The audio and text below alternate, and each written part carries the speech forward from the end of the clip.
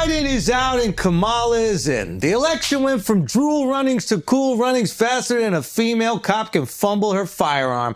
Move over, RFK. This November, we've got a new throat goat, and apparently her headshots don't miss. Kamala Harris, or as we call her, Warhawk Tuah, the half-black, half-Indian parents met at a 7-Eleven robbery, is officially the Democratic nominee.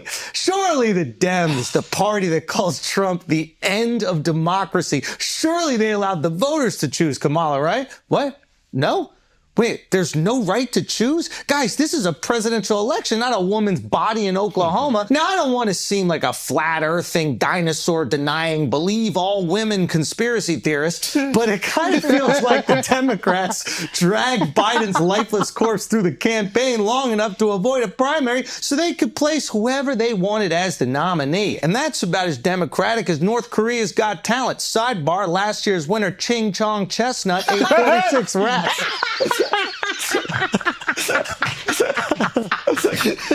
Congratulations, Ching Chong. That's a lot of rats. We'll look forward to seeing how many you eat next year. What I'm saying is they used a vegetable to install a plant. And honestly, we would have been happier with a fruit. But the reality is it doesn't matter. Last week, Trump became invincible. Literally. He was leading before, and now he's #1 with a bullet. At this point, if the Dems wanted to beat Thrifty Cent, they'd have to run George Washington, and Kamala could work for him. Paid. Now, why is Trump invincible? Because he has the power of Hulkamania, obviously, brother, with a hard R. And also because this pimple-lipped, pug-faced incel, we'll call him a trench bulldog, tried to make Trump's brain public domain. Fortunately, even a bullet couldn't make Donald open-minded. Now, getting a shot off at the president must be an incredibly difficult thing to accomplish. I mean, not as difficult as finding binoculars to fit his eyes. Jesus, he looks like the sloth from Ice Age. But he must have designed a pretty ingenious plot to circumvent the Secret Service and oh, what's that?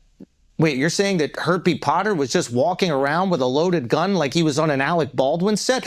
He was carrying a fucking ladder and a rangefinder? He propped it up on a building that had cops in it, positioned himself on the roof with a perfect sightline to the president, and no one did anything? This Mickey Mouse security detail was so goofy it made Donald duck. Oh boy! Who's in charge of the Secret Service? A lady? Wait, what? Seriously? Well, of course she didn't have anyone on top of the building. Women only care about shots on a roof when there's a pool party. Now, I don't want to seem like a Bigfoot tracking, moon landing denying Jews don't control the weather conspiracy theorist, but it doesn't exactly feel like a 20-year-old fetal alcohol face McLovin should be able to infiltrate the most advanced security detail in history. I mean, the only other thing he's penetrated was his palm. Did Kim Cheadle hire Epstein's NyQuil Night Watch? What the fuck is going on here? This just doesn't feel right. And that's the problem. Nothing feels right. We have officially entered the post-truth age. We can't trust the media. We can't trust the government. We can't trust the pharmaceutical industry. We can't even trust the food we eat. So who can you trust? Me, your good friend Schultzy. This episode has been brought to you by Pfizer. There is no promo code. There's nothing to fill out. They're already inside you. But before we bitch, whine, and complain, just remember, like it or not, this is what we asked for. We wanted fast content that makes us feel good. We want politicians who lie to us. We want sugary food to fill us up and pills to slim us down. We don't want what's good for us. We want what's convenient. So we made our bed. Might as well get comfy. Sleep tight. We are back. Hard. That was hard, bro. We are back. We are back. We picked a hell of a week to take off. Someone was telling me, I think it was Miles, that on Patreon we said, bro, this is crazy. Yeah. How weird is that? What exactly did we say? I think we opened Patreon by saying, hey, if we miss anything this week, our bad. And I think you said every Asian died, which that didn't happen. Okay, phew. And then we talked about Al being in the Secret Service and that he would have to protect Trump. Yep. Wait, I didn't know. Al was like, specific. I would only save Obama, I wouldn't save any other president. Yep. How crazy is that? Yeah. Alex and that girl have the same MO. Yeah, exactly. They got the same energy. Shit, they should have hired Al me. would have fumbling his gun. I could have did good. Al would have stolen Trump's shoes for sure. He would have grabbed his shoes and be like, dude, there's lifts in this? When you wanted to... Like, don't throw the lifts away. Me too. Protect the shoes. Get the shoes.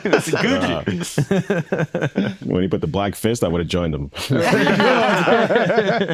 Okay, so let's catch ourselves up. Obviously, last week we had had a pre-recorded episode. Shout out to Shits and Gigs. Yep. And then Check that out. everything happened. Yeah. Literally everything happened. Yeah, in the span of world 2 shut weeks. down. This is crazy. And we're not even talking about you going to the biggest wedding ever. No, yeah. So we got to get to that as well. Yeah. Akash was at the Ambani Yes. wedding. Ambani wedding. Yeah, the Ambani yeah, wedding. that It So, sounds rich. Yeah. That name It, just- yeah, oh. it does. It really does. That's crazy. It really did you changed. feel poor? I was so happy to be there. I couldn't even be insecure. That's a yes. I was so. I just broke boy. But I to be knew there. going in how broke I was relative to them, so there was nothing that was gonna. I knew how not famous I was there. Yeah. I knew how not rich I was, how ugly I was there. It's all. I'm used. I'm Stop ready. it. Every time No, relative to them. every time Akash goes to India, he always comes back. He's like, I just feel so bad at the level of poverty. Oh yeah, I know. that ain't happening there. They're looking at me like that. They're like, "Dog, America's struggling."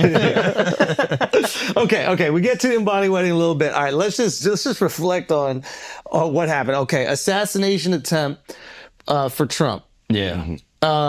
Fuck. I mean, is it dated to go back that far? Should we No, start with let's the start immediate, there. or let's just start there and go? Yeah. Okay, assassination attempt. Immediate thoughts when you saw it. I'm in India and I'm like, why the fuck am I going back? I'm in this opulent wedding. I got to go back to this shit. Yeah. Crime. I was like, I don't Political wanna violence. do this. We got to dude. stay in India. Yeah, I got to stay in India. None of that. Yeah, I'm not It's going not back like to they this third world ass massacred shit. fucking 10 million Muslims for no reason. But anyway, go on. But now they're killing whites, dude. They're killing whites. That's the problem. They were killing They're whites? trying to either? kill Trump. That's what I Oh, mean. yes. That's when different. things get. Okay. Nah, so my you- funniest thing was the group chats. So I have my black group chat, and it was like, man, They that fake shit is that shit. fake. Yeah. It was just so funny, the dynamic. That was great. Okay, so the black group chat was like, that shit is fake. What was the white group chat saying? Also, are yeah, we what a was white our group group? chat? Yeah, you. Yeah. Like, you Wait. not- Wait, Yeah, you have what- a separate white group chat? You have other white friends? No. Because my white guy, I'd be like, stay black every time I leave him. Okay. Yeah. Okay, He's good. I'm not gonna lie. The only reason I thought that it was immediately, I thought that it was not fake. I knew something was shot, but the sound, like maybe I'm used to movie sounds for guns. Sounds like New Yorkers don't know what guns sound. That's the thing. So So we're like BB gun, of course. or one of the mosquitoes. Assault gun. Yeah, the assault gun. yeah. Because the sound was, this isn't like a booming rifle like what you hear. Yeah. So I was like, okay, what exactly is happening? I thought someone was shooting at him, but I didn't know what it was. Yeah. So that was initial. And then I heard the glass hit his ear. And I was like, oh, that makes more sense. You know what I mean? Like, how does a bullet hit your ear? Yo, you a hater, bro. What? Yo, let that's him what, get that's what I heard shot. first. Let him get shot. We He just can't said even first get shot. reaction. You just said first reaction. I heard that too. Let him be Megan Thee Stallion, bro. Now- Listen, sometimes a ricochet counts. Well, now we know. As a bullet. Now we know. We know a bullet actually hit him. Now, yeah. Oh, that's Okay. that's what they're saying. Good. I don't even really know. I mean, how does a bullet hit your ear? It's so fucking crazy. What you mean? Let him get Look at your shot. ear. Look at your ear, He bro. can't even be gangster. He won't let Trump be gangster. Let I'm him just get saying, shot. I don't know. We got to see the wound. Okay, so what do you think He's happened? just trying to get into your black group chat, dog. Don't worry about But that. we have an insider. It's fucking Bustamante right here. Tell us what happened. Did you talk? Did you hit Bustamante? No, I just I stole his should've. style today. yeah, I just look like him. No, tell us. I don't know, but like it just seems so crazy. Like I believe a bullet hit his ear because that's what the story is. Yeah. But it's the idea, like your ears. You can hit mine. You can hit my ears. But we gotta look though. Like if your ear, like Miles' ear, look at Miles' ear. You ain't hitting Come that on, shit, bro. dog. You ain't hitting that. Yeah. Come on, bro. that'd be a headshot Nipped and for tucked. sure. There's no way. You're not getting close. You hit Miles' cheek before you Yeah, hit Miles' his ears are trans, bro. My boys are tucked You gotta in. hit that chin first. Yeah, what are you talking about? That's very kind of you. If you hit Miles' chin, you are American sniper. From 400 yards. John Wick. But you know, Miles will come back with a surgery looking amazing. Yeah, He would yeah. look so good. Giga Chad. Yeah. Okay, so So that's what I thought at first. I thought it was the glass, and I was like, oh, maybe the bullet like ruptured his eardrum or some shit. And Oh, then, yeah. And then now I'm like, nah. okay, so the knee-jerk reaction for a lot of people was this can't be an actual assassination attempt. it's too crazy. It's too crazy. Yeah. Our generation has never really witnessed it. We've only like kind of heard of it, imagined it. Yeah. And he Right. got hit. That's Yeah. the craziest part. So, and also I think that we're like so detached from reality at this point. Like we really, just like we were saying in the rant in the beginning, it's like we really just don't believe anything. I'm desensitized to all of it. My Yeah. first thought, honestly, was Yeah, what was your first liberals really can't do nothing right. Like, y'all fucking fail every time at everything. Because the gravity of it didn't even sink in. Because we just see all this crazy shit. So it's like, man, y'all fucked this up too? Yeah. How y'all miss it? How y'all ruin everything? That's all I thought. And I just moved on. But you knee-jerk jump to, it must have been a liberal. Or if just, then second thought was, maybe it's fake. Maybe this ensures the election win for him. This is going to, because the way he raised his fucking fist up in the air, fire, bro. it was so hard. I was fire. like, I can't imagine that being real. If that was my first thought, it had to be fake because he was too cool afterwards. Because I thought if I would do it, like I thought if I would sit back up or stand back up and like try to take in the moment. And I can't imagine. Bro, the wherewithal. bro, I had a sleepover once in my apartment when I was young in high school, and there was a shooting in the parking lot outside my apartment. Okay. And we dropped to the floor and we was walking around. I'm in an apartment building. We're hearing a shooting next to us. It's not like there isn't even a window the bullet could come in. But the rest of the night. But we are crawling like this to the bathroom, going to my parents' room. That's how terrified of the bullets. This guy got shot at, clipped, grabbed his insoles, and then stood up the extra 2 inches, raised his hand, and then kept it moving. That was... Yeah, baller. I mean, how could you be so secure that, especially given America's history, there's multiple shooters? Yeah. Right? Like, you know the history. You looked at the JFK file. You know that there was 3 different people, someone in the knoll, someone in the building. I mean, maybe even this one. I know. There is some... There's some acoustic shit that apparently some 2, maybe acoustic even shit. 3. Oh, really? They said I didn't hear that one. That's a conspiracy. Yeah. And then apparently Kim Cheadle didn't even deny. They were like, was he a lone shooter? And she basically said something to the effect, we can pull it up. She was like, she just basically like reiterated what her original comment was, but like kind of chose not to answer whether or not it was a lone Kim shooter. Cheadle is the director of the Secret Service. Former, that's right. She just resigned. Yeah. Yeah. So, okay, the disbelief. I think there are some people that didn't believe it because they just fucking hate Trump, right? And they saw that this was going to be something that really benefited him because he looks fucking majestic. I mean, You gotta unbelievable. give it. So The picture's crazy. If I frame that's his next NFT. Yeah, that's an album sell cover. that. That's Yeah. it. Yeah, I mean, Yeah. you're just making $100 million off that. Which crazy thing, Miles even told me the guy that took that photo New York also Times. took the photo of George Bush when he found out that the World Trade Center got hit. Holy shit. Nah, he's in on it. Where the guy's whispering in his ear. He's in on it, really? bro. Because if you're Yeah. at both of those moments and you have the defining picture or video evidence, Yeah, or he's just a good ass photographer. Well, all right. Or Why he is he knows how to there? keep Why his is he at a mouth school shut. in He's New Florida? York Times. He's at a school in Florida? If a fucking president is showing up to a school, you send fucking they news there called to him. take pictures. Al, they called him. They called him. They said, line up right here. Okay, we'll have that flag flying. Yeah. Clip him in the... That guy's a baller. Like, we're talking about Trump coming up after a shot. That guy was standing there back to the shooter. Oh, taking that's pictures. crazy, That is dog. crazy. That's Like, just crazy. standing there. That because he That's knew it wasn't going to hit him. Yeah. Maybe. Yeah. Maybe. But yeah, kind of a crazy photo. Okay, so a weird thing also happens when someone gets shot and survives is like anything that they've done before that, you forget about. Like after he got shot, stood back up, pumped a fist, and came back out. I think it was even the next day he went golfing or something. I was like, I think I'm a Republican. Yo, Elon came out and donated the $42 million a month. Yeah. Did you see this? No. So he came out. He's like, I fully endorse Donald Trump. I am donating $42 million a month. That's cool. How to did we get his Elon on campaign. Patreon? How do we get him to subscribe? Yeah, facts. We might 45 need mil Elon. a month. I'll tell you how. We just got to say end puberty blockers and stop the trans movement. But he made that tweet like a declaration that, I'm backing Trump. And I'm like, nigga, we know he was back. Yeah. But what's it like news? So here's the thing. This is the thing that a shooting does, or surviving a shooting does. It's a permission slip for all the people that were secretly Trump supporters to come out. And that's Because- where the benefit is. Yeah. Like the benefit is not like, I don't think there's someone that saw the shooting that was like, actually, I will vote for him. I think it's now you can see all the people in the public support him. Yeah. I saw a baseball player like hit a base hit and just hit the fight. they hit the fight, or they go like this, and Yeah, they tap exactly. their ear. I think they just do that in baseball. I think that's just a call. Oh, okay, fair Yeah, enough. that's a fastball. Yeah. But like now you just Damn, see, bro. I thought I knew. It's all right. It's all right. I thought they were shouting out the dome, New- bro. you in New Post-truth York, era, we don't dog. play Post-truth baseball. era. Yeah. yeah. But now you get to just see people like mask off supporting him, and that I think is going to do way more for him. And it's because he's viewed as a victim. Yeah. And I think that you could take that victim narrative, you could also turn into, well, if they, whoever they is trying to kill him, because it was suspicious. The circumstances were incredibly suspicious, right? it is easy for you to go down the line of thinking that maybe there was an organization or a group of people that wanted him out of here, right?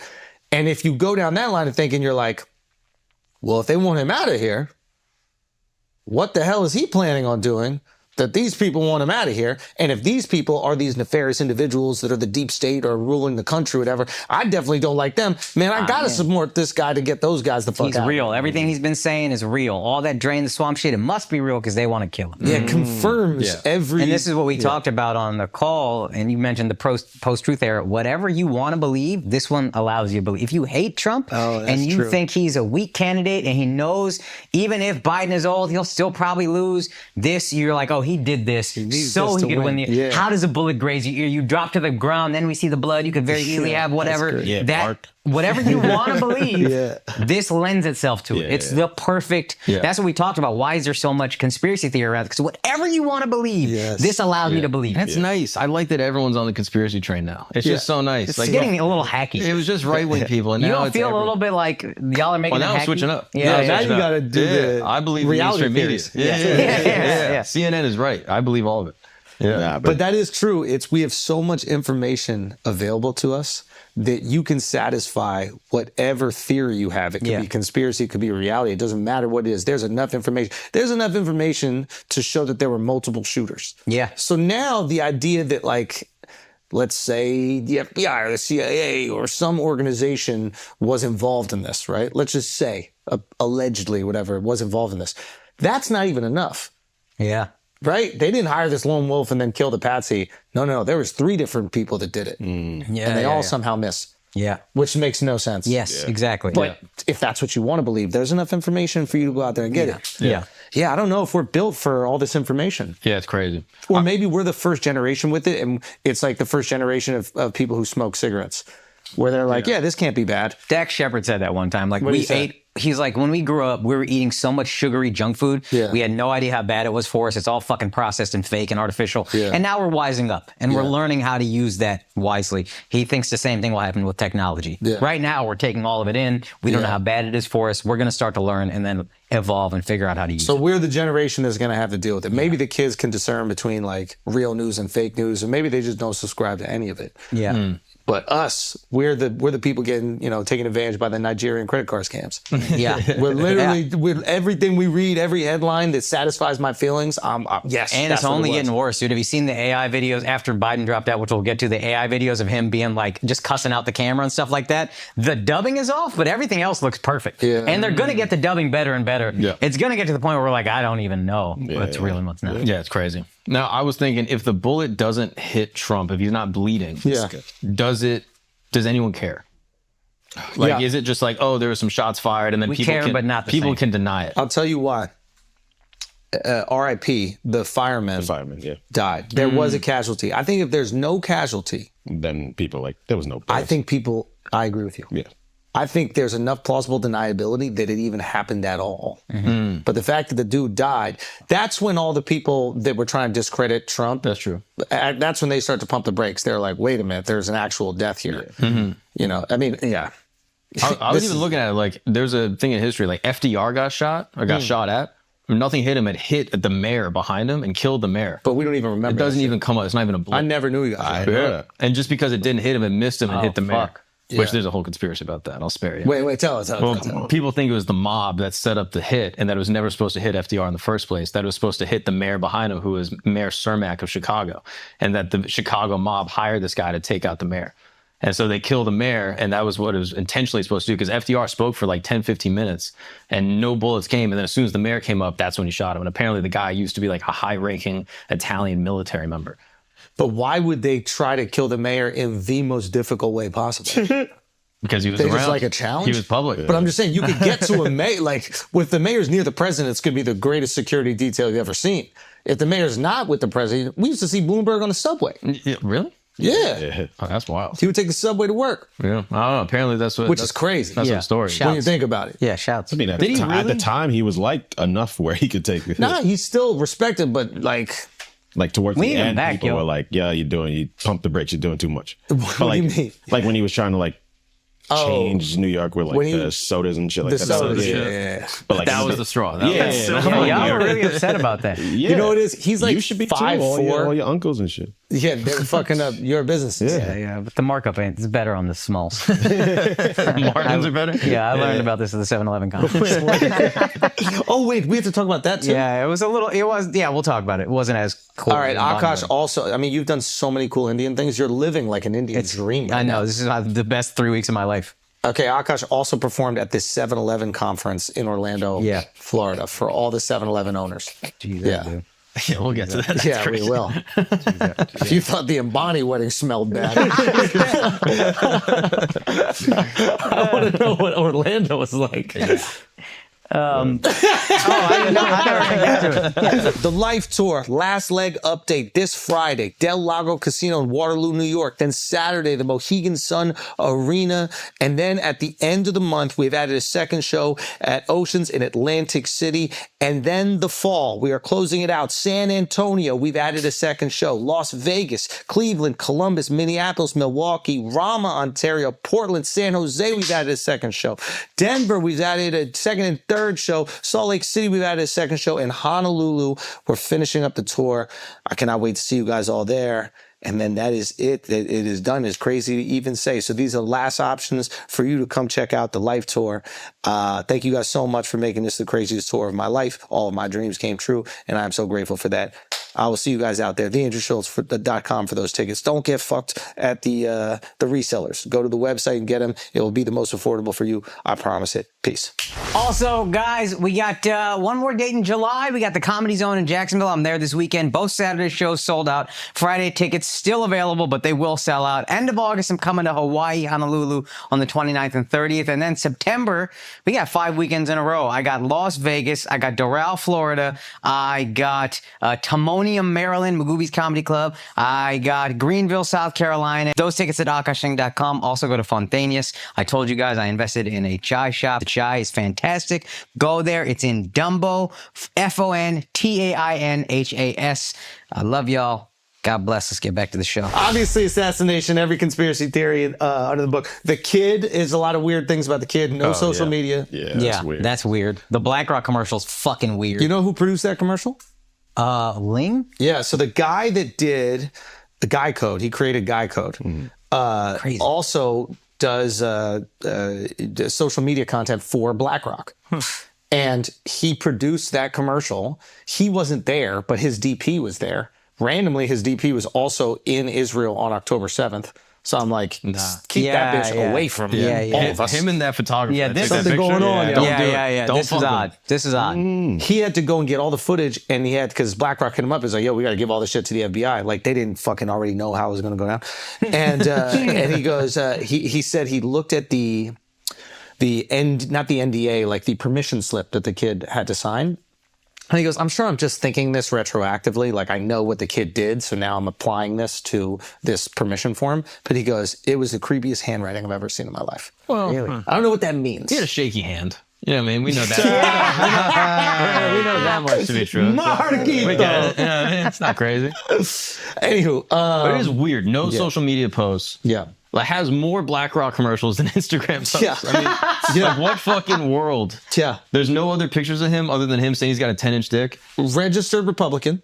Yes. I Donated heard to the something about Democrats. I heard something about this. Go. So apparently the theory, again, this is just some shit I read online, that he was a registered Republican so he could vote against Trump in the primary. That happens a lot. Like in Orange County, if you're a Democrat in Orange County that's always going to go Republican, you basically register as a Republican so you can vote for what you believe to be the lesser of two evils. Yeah, so I saw it and I was like, wait, because he was a Republican first in January and then donated to Act Blue in like September or some shit. Got it. And I was like, this makes no sense. But now if he's voting against Trump, then it's more consistent. Yeah. And mind you, he's 20, so he just got the right to vote. Yeah, exactly. So it's like, Donated under 18, I think. Yeah.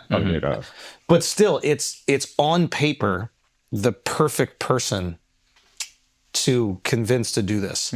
Because if you're a registered Republican, but you've also donated to the Democrats, America can't tear itself in two because you can't exactly pinpoint that this was just like an insane liberal that digested all the rhetoric about how Trump is actually Hitler and he thought that he had to do the heroic thing and take him out. Yeah. Now we're confused about what his real intentions are. Is he a diehard conservative and he think that Trump's taking the party in the wrong direction? A conservative wouldn't have missed. What the fuck are we talking about, dog? That guy would have been at target practice. Yeah. Do you see people throwing trans on him?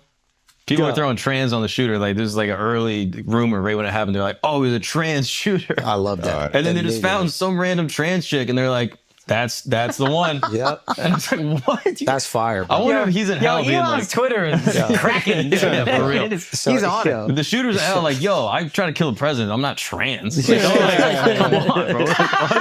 Yeah, be realistic here. You're insulting my looks. Yeah. I mean, it is crazy. He looks like every school shooter ever. That we didn't have that conversation. There was like a casting for him. There was like, we need a school shooter look. Who do we go to? Yeah. Open call. That's the kid in the BlackRock. I'm a commercial. beard away from being a school shooter. No, Like, for you real. don't. No, you don't If I look shave like the beard. No. It's so distinct what school shooters look like. Yeah, you got too much of a tan. I appreciate that. The I hair. appreciate that. That was this weekend. Yeah. Okay. Yeah. But it's so distinct what they look like that I think that we need to stop being so polite about them. Like, you know, in the way that like we're kind of, I mean, no longer, but white people weren't polite with black people. Like, they crossed the street, they changed their slavery purse. thing. Yeah. Also the slavery thing. But like, there was like a fear of them. They're like, uh-oh. Yeah. There is not a single... I knew who the school shooter was in my school. He didn't end up doing it, but they found a list of people he said he wanted to kill. Okay. I talk about him on the pod all the time. And you were on it. No, I wasn't. Jamil was on it. Okay. Yeah. Jamil was on it. Yeah, you talk about it a Carlos lot. was on it. I talk about it a lot because I want much. people to know that I know. Maybe too much. That kid was racist. To hate Jamil and not you is racism. No, I was nice He to made him him. laugh. That's all. Yeah, I was tickling him and shit. I had his back. I liked him. He was a fun kid. Turn off the lights, he runs through the desk. He was an entertaining kid to have in school. Talk shit to the principal. It was great. My point is, if every one of us know who the kid is that's going to do it, why isn't there this, like, we had stop and frisk or whatever for black No, you can people? profile them, but you got to be nice to them. You don't want to push them. No. I want to profile the fuck out of them. Yeah. El Salvador. Like brown people get searched more at airports. It worked in El Salvador. Yeah. We need El Salvador for school shooters. Dude, there is, I'm glad you said that. Vala, who works with us, right? Every single flight we've ever been on, he gets randomly selected for his bags. He's not blown up one flight.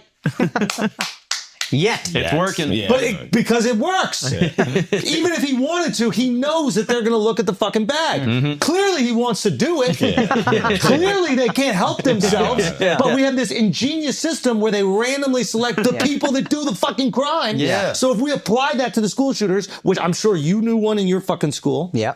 You knew one in your fucking My school. home school. Yeah. Exactly. You knew which one of your brothers and sisters would have blown that shit the fuck up. Yeah. I got it in my head right now. Yeah. It's fucking you, Mark. No, it is it's not. fucking you. It's not, bro. My point is, we could apply a little bit more prejudice to these kids. It's never a surprise. Whenever it happens, there's never all the friends that go, I couldn't believe this fucking happened. Every single time. It's like, yeah, he kind of thought he was going to do it. Say something. What is it? See something, say something. Yeah, see something, say something. Snitch. Call the cops the second you see them. Yes. I think it should be more. Yeah. We need like a referral system. Also, if you're a Twitch streamer and you think that you fucking touch kids, like, let's go. Let's go. More of this. Let's go. Like, just call the cops. Yeah. We're swatting the wrong people. Yes. SWAT. School shooters. All of them. Yeah. SWAT. Yeah, but you said you had fun with the one that would have been the shooter in your school. Yeah. So it's like if you snitch on him, now you get rid of the kid. Alex, I saved the school. You realize I saved the school. How? If it was up to Jamil, we would all been dead. Jamil was torturing this little motherfucker. Okay, me, I was just tickling him and shit so he could, make But sure he put on he deodorant. still made the list. Say again? He still had a list. Yeah, once he started the list, then I had to be like, bro, okay, come on. Oh, we could do that though. We could have like a community resource officer that's in charge of tickling all the school shooters at every school, and then that would slowly edge them off. That is actually, that shit works, bro. You gotta lead with love. Tickling a motherfucker that wants to shoot you, that shit works. If the cops got up on that roof and they're like, Gucci, there's no way that this goes down. Yeah, probably. You're right. I believe that. Yeah. No, I think we need to do this. Send them into schools, tickle all school shooters. Lead with love, dude. There it is. Everything, everywhere, all at once. You lead with love. You know what I mean? Love these little fucking crazy people. That's fire. Exactly. Anyway, Yeah, so we got to do something about them. We all know who it is. You know who's in your school. You know that doesn't mean that they are going to do it, but they're the ones that are closest to doing it. And we need to just go to the teacher. Just be like, yo, that motherfucker's weird. Let's stop playing. They're thinking about it. Thank you. It's actually on us if we have more school shootings. That's true. Yeah, like it like we need gun control. We need crazy control. You can't have one without the other. And it's not like the women shit. Like, you know, why'd you dress that way? Like when they get raped or whatever. Yeah. But when the school gets shot up, it is that way. Yeah. We take both seriously. You know what I mean? Like, you knew that they were going to do it because of the way he dressed. He was in camo pants and apparently had body odor. The body odor's a dead giveaway. That sounds like you, to be honest with you. You didn't describe you. Every one of them don't fucking clean themselves, bro. Yeah. Which they should have known he was coming, bro. They should have smelt him or something. It's a real issue. Smell something. If there's a kid in your school who smells bad and he doesn't have enough friends to tell him to put on deodorant, not an immigrant. You're fucking dead. Yeah, you can't be an immigrant. Yeah. And they stitch it on all the Indians. Yeah, exactly. I got it. Listen. Lump them in. No, because then maybe they'll clean up the immigrants too. Maybe they're, yo, I think he's gonna shoot up the school, and it's like, no, he just needs deodorant. It's like, all right, whatever. A win is a win. That's a good stick. Then we gotta have less 7-Elevens and shit like that. Say again? We're gonna have less 7-Elevens if we Yo, but stitch it the on all young these Indians don't stink, bro. Yeah, they get fades and shit. Yeah. Yeah. They got The black young Indians girlfriends. don't stink. The immigrants just grew up in a place where there's much more smells, so they just fit in. And Asians don't have body So odor. you're not gonna get away with starting to fade your shit, son. I'm calling Why? you out. Calling you out, son. You ain't getting away with that, son. I'm calling you out, son. The movie's coming out. Nah. They announced the movie. Nah, you fade your shit. What do I now. have to do? I have to bring it back? Yes, nigga. That shit was fire. So once I saw that shit go viral, did you see the kid getting everybody's Once I saw that shit go viral, I was like, nah, I gotta fade this motherfucker. I can't let this actually become a trend. That kid's gonna be responsible for it, not me. Yo, the fact that his last search on his phone was porn. Respect though. Just What else are you gonna do? Respect though. Calm down. Do we know what the video was that made him shoot a president? I need to see what. I need to see what Lisa porno. Ann. I think it was Lisa Ann as Palin. It was that Palin. It was a classic. It was a Now, classic. do we porn know film. the video? No, I don't know if they put it out. I don't think so. But that is, if you're gonna go through with it post nut clarity, he really meant it. Yeah, that's true. You know what I mean? Like he wanted to not do it. Son, if it's Stormy Daniels and he's like, how dare he do it to this angel? I gotta defend this woman's honor. Yeah, But we real need to white know what knight, the porno the whitest was. night ever. Facts. Bro. Okay, whatever. So now we have it. So we have the stuff on the phone. Like, was he planning? Was there stuff on the We're phone? never gonna see that phone. Like, we never gonna see the Epstein list. Like, They said he searched like Trump, Biden, DNC, RNC, like a lot of important people. I think he also searched like former but military no people. planning of the situation.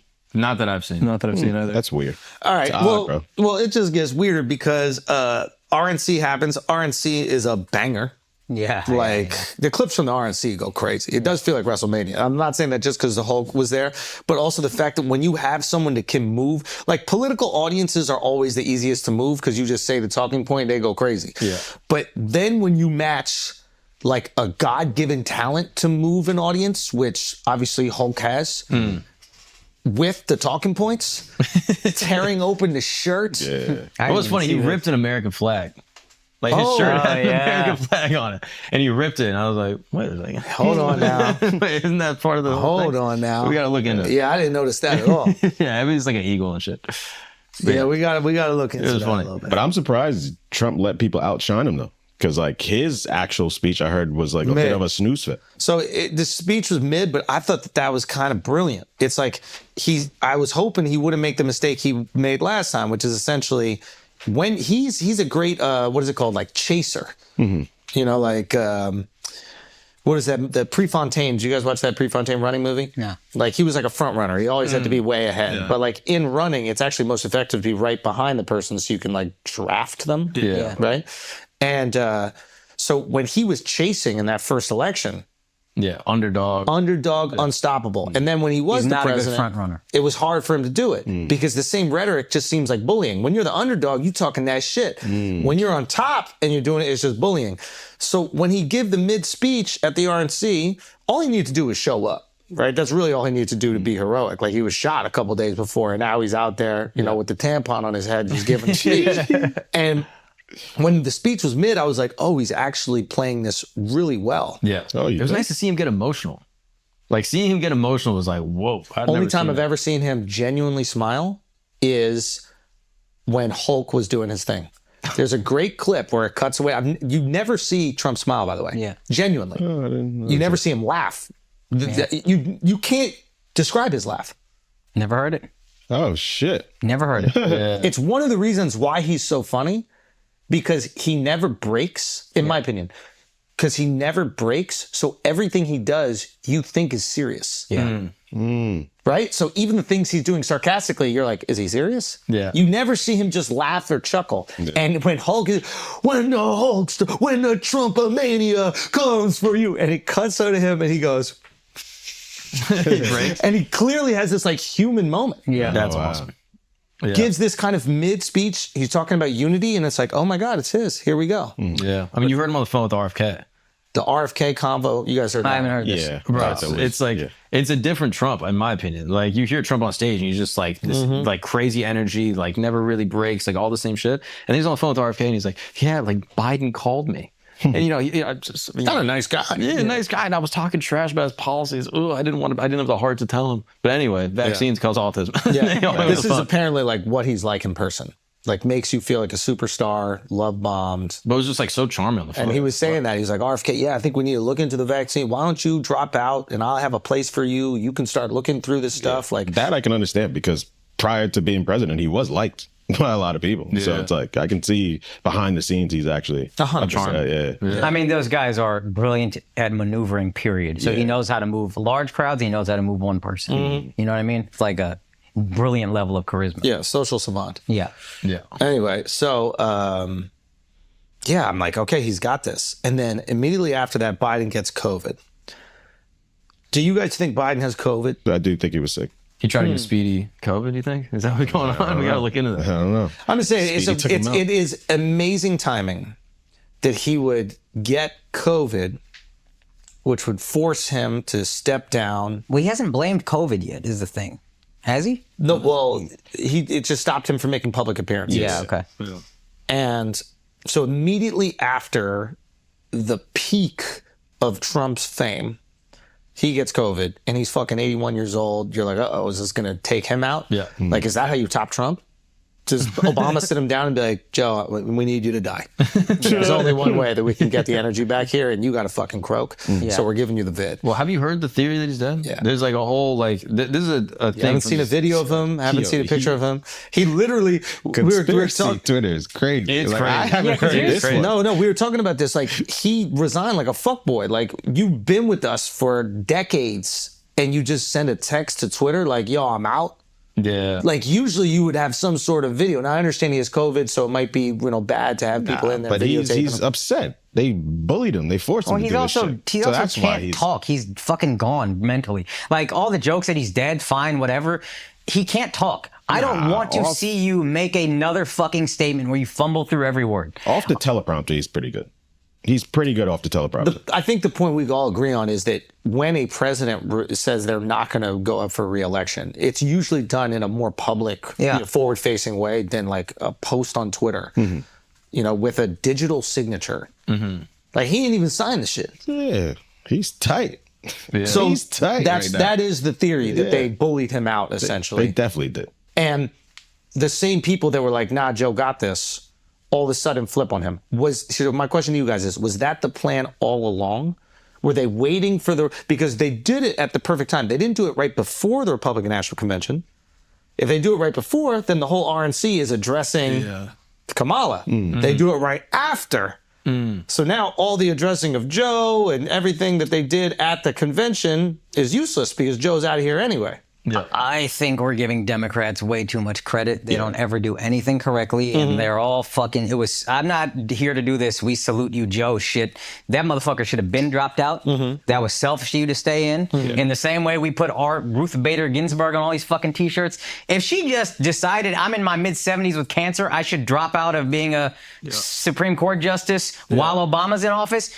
Roe vs. Wade might not get overturned. These motherfuckers are selfish at every turn. I don't think there's some grand conspiracy. I think that motherfucker wanted power, and he stayed in. And I honestly think the visual of Trump getting shot and then standing up and raising a fist in the air. Think how he looks versus Joe Biden walking up a flight of steps. There's no fucking way you vote for that man. And the Democrats are inept, and they're gonna, when Trump wins, I think it's a shoo-in, and maybe Kamala's better than I think. When Trump, I don't want to hear nothing about white supremacy or racism or they didn't want a black woman to be friends. Y'all fucked it up at every fucking turn because you're selfish. You don't give a fuck about nobody. Don't blame us when Trump wins. Now, first of all, I agree. Beautifully said. Okay. Cold world, very cold world, the fact that they would do that to him. Now, is there any truth that the longer they waited, the easier it would be to just make Kamala the nominee? Yeah. That's what I suspect, because I don't think so. I had so many different people like pull me aside over the last like 3 months, maybe even longer, that said, Joe will not make it to the election. They're going to pull him out, and they're probably going to put in, and some would say Michelle, some would say Kamala, Hillary, some would say Gavin Newsom, even Hillary, I'm Michael sure. Malice said Hillary here. Michael Malice said Hillary. So if every one of our people that seems pretty invested politically said they're pulling him, they're waiting for the right time, and then it happens, it's hard for me to not believe that there is some potential design to this. But here's where I would argue with the he's dead thing. Yeah. Because him being, if he's actually dead, that's No, perfect. no, I don't think he's dead. I don't think Yeah, he's but dead. that theory, that if he was actually dead, that'd be perfect. No, Then no, Kamala just stepped I'm right in. saying But that- yeah, no, that theory, I was just addressing the previous, like, is he dead thing. But then in terms of waiting, it would be the brilliant time. It would be a brilliant time to wait. Because you subvert your constituents, right? You basically remove their ability to nominate the person, and then you get to put up the person that you think will hold down the party. And by hold down the party, I really mean do what you tell them. Yeah. Because I think we can all agree that Biden is just doing what people tell him. There's a few people out there, we imagine, I don't even know what the system managerial is. class. The managerial class. But the crazy thing is we don't even know what this is. The balls, the chutzpah to call Trump the end of democracy when right now the elected official isn't even the person making the decisions. And there are people that are kind of okay with this. They're like, yeah, but they're doing a good job. He goes, whether they're doing a good job or not doesn't matter. Like, if there's a tyrant in some country that's doing a good job, it doesn't mean that he's not a tyrant, he's not a dictator. This is, in a lot of ways, this is like fundamentally against the core values of the American political system. You have to have representation. If we vote for Biden, I want to know what Biden wants to do. If we vote for Trump, then I want to know what Trump wants to do. Now, if his cabinet is, wait, what are you saying? I think that all presidents have a bunch of people around them making the decisions, and then they give the cosign if they agree with it or not. I think he's still capable mentally to give the cosign on other people making decisions. Now, I don't think he's that far gone. Now, I will say this. I agree with you, and I do want that. I want, like, my president to be, like, the best HR director ever. Yeah. He doesn't have to be the expert in everything, but I want him to have, like, experts around. But I also want to know who the experts are. So if Biden was like, hey, here's my cabinet, and these are the people that help me make all these decisions, then I would also know who I'm kind of voting for, and I'd know. Never really know. No, but actually, maybe, I don't know. My understanding, and I think with Trump, the idea with Trump is, I'm not trying to make it a comparative thing, is the reason why he's so volatile and scary is he won't necessarily listen to those experts. He's going to do what he wants to do. And I think with Biden, it was like, he's going to do what the party wants him to do. He hasn't done anything to, like, move the party line in any direction. No. Right? It's been the exact typical thing that the party wants. And it's just funny to call Trump the end of democracy when we're kind of seeing democracy be subverted by the Democrats as well. I'm not saying that Trump wouldn't end it, but stop acting like you're holier than thou. I think that's why people get annoyed by Democrats. They're like, there's this like arrogance and condescension with the way that they describe Republicans as if they don't do the same thing. Yeah, and if you vote Republican, there's something wrong with you. That is infuriating. Y'all are, again, you're just as corrupt as them. They just don't lie to us. I was saying, who was I fucking talking to? But it was just about like democratic identity right now. Like, I don't know a straight dude under 60 that identifies as a Democrat. I know straight dudes that vote democratically. I voted democratically my whole life. Yeah. But I don't know one that identifies as like someone's like, I'm a Democrat. Yeah. Republicans be leaning in on that shit. They are, I'm conservative, I'm a Republican to the day I die. I don't know a straight male under 60 years old that identifies as a Democrat. Do you know one? I think it's The fact that you gotta look up. No, because I just You gotta look up and calculate because you don't know one, because they're gay. Yeah. They're the party of gay. That's why he's answering, because he gonna identifies as a Democrat, but he doesn't know if he's straight or gay. That's the point. No, but I was just gonna say that. I was like, it's like being straight. Like nobody needs to be like, yo, I'm straight. It's just like, okay, if you're not yelling that you're a Republican, most likely you're a Democrat.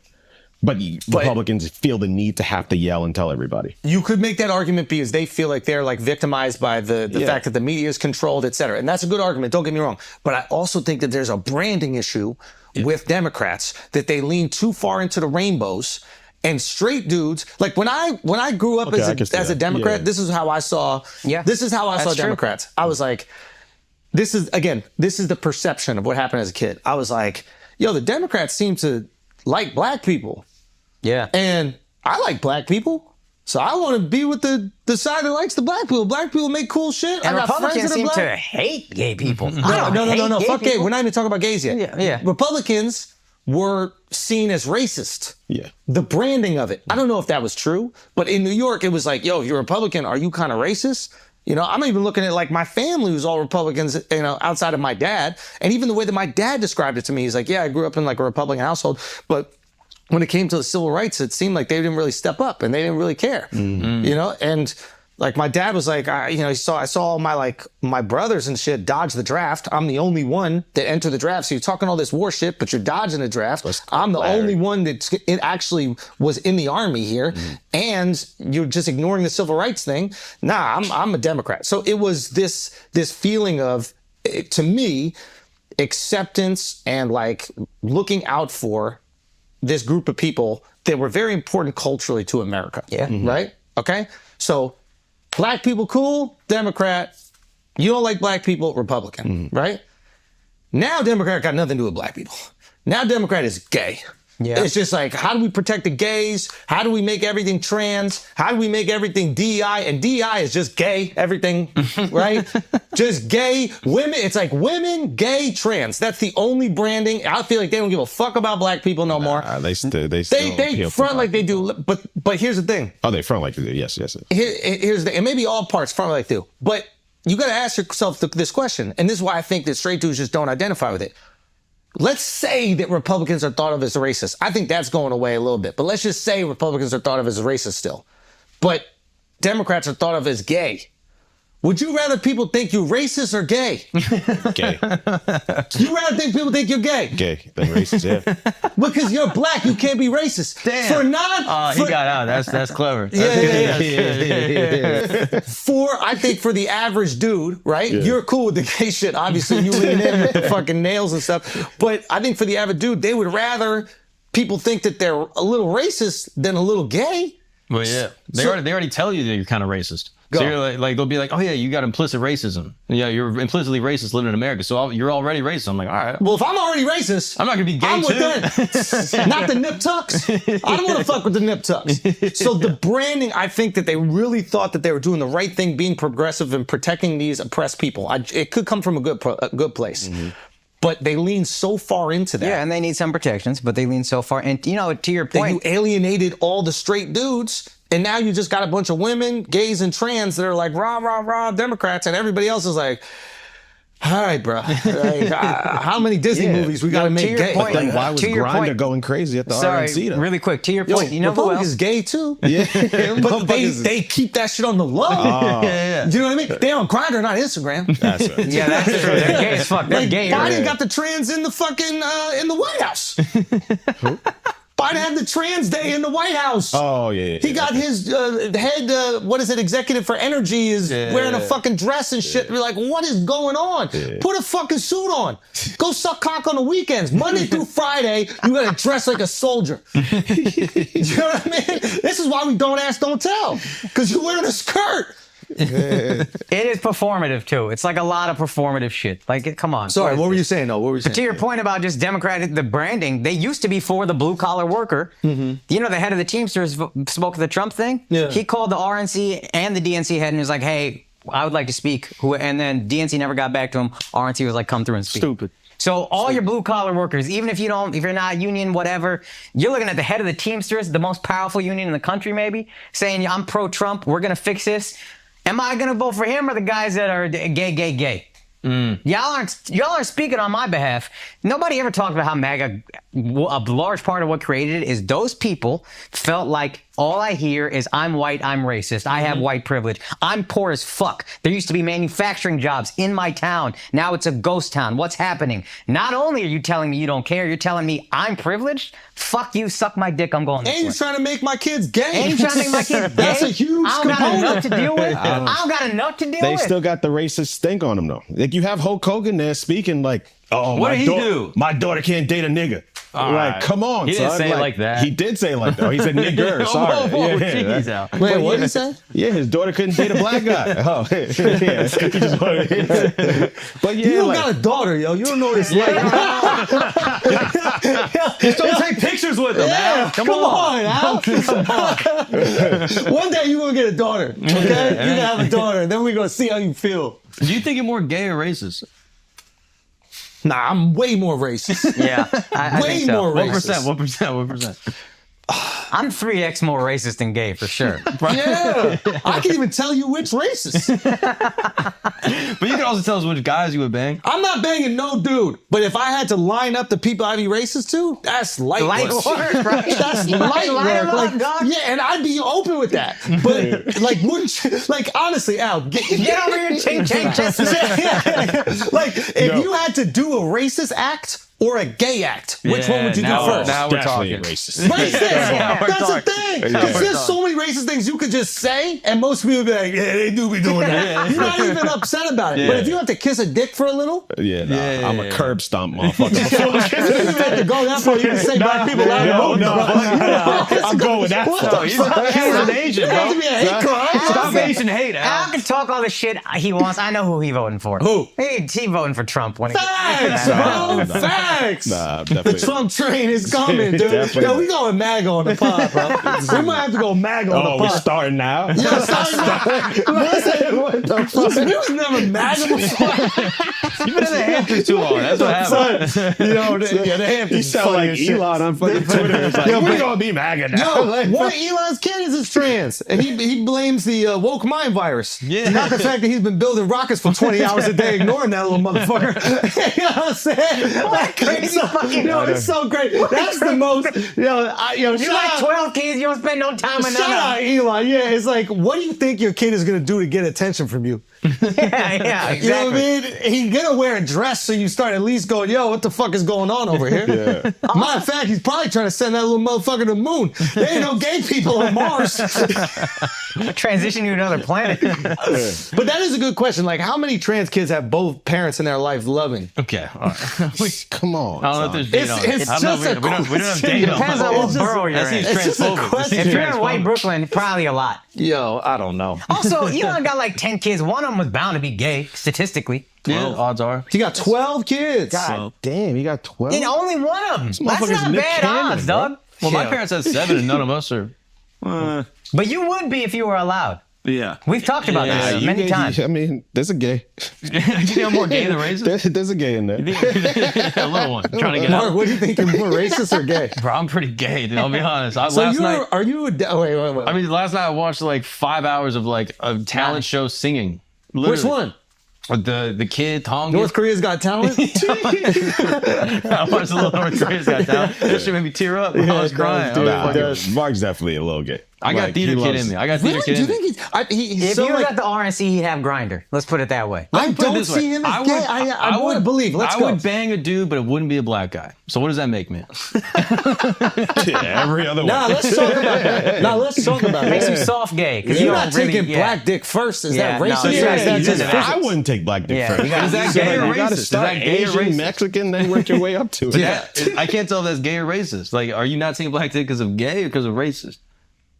Because they look Gay. rude. Yeah, Because they look gay. rude about it. they fuck rude. Take your shoes off in my house. Don't wear Right? Timbs and fuck me. Come on, yo. Yeah, take that shit. Yeah. I don't want no black dude yelling at me while I'm already getting fucked. I'd be low. Come on, be loving. Or Yeah. speak another language. I'll make it up in my head. Yeah. I would go mish. I might go mish. No, No! Yeah, that's face. way more loving. Y'all are so gay. That's This is why we need MAGA. You're fucking racist. You're racist. MAGA! You're so racist. Son, where is Matthew Crooks when you need him, bro? Yeah.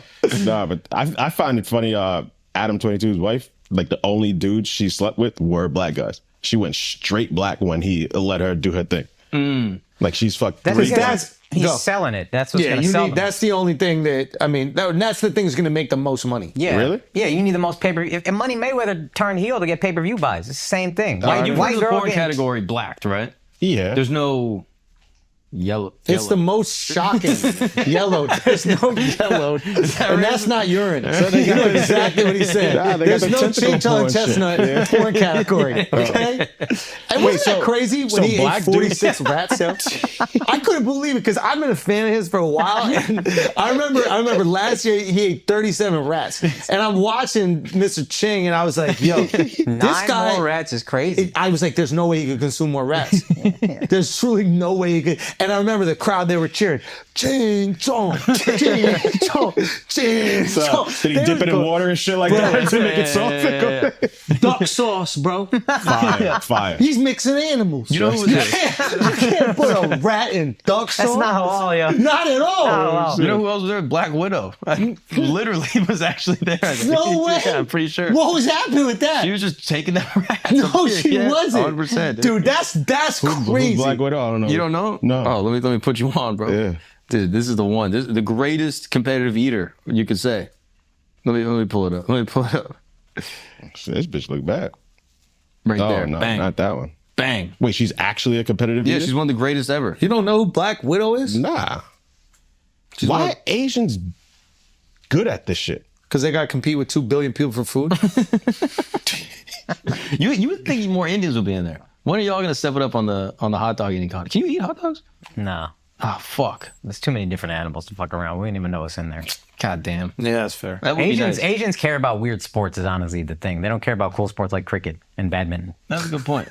That is a good point. Fucking awesome. All right, guys, let's take a break for a second. I need to tell you guys about Symbiotica, okay? Symbiotica is a whole bunch of supplements that we don't have time to talk about, so we're going to focus on these right now. First, Shilajit.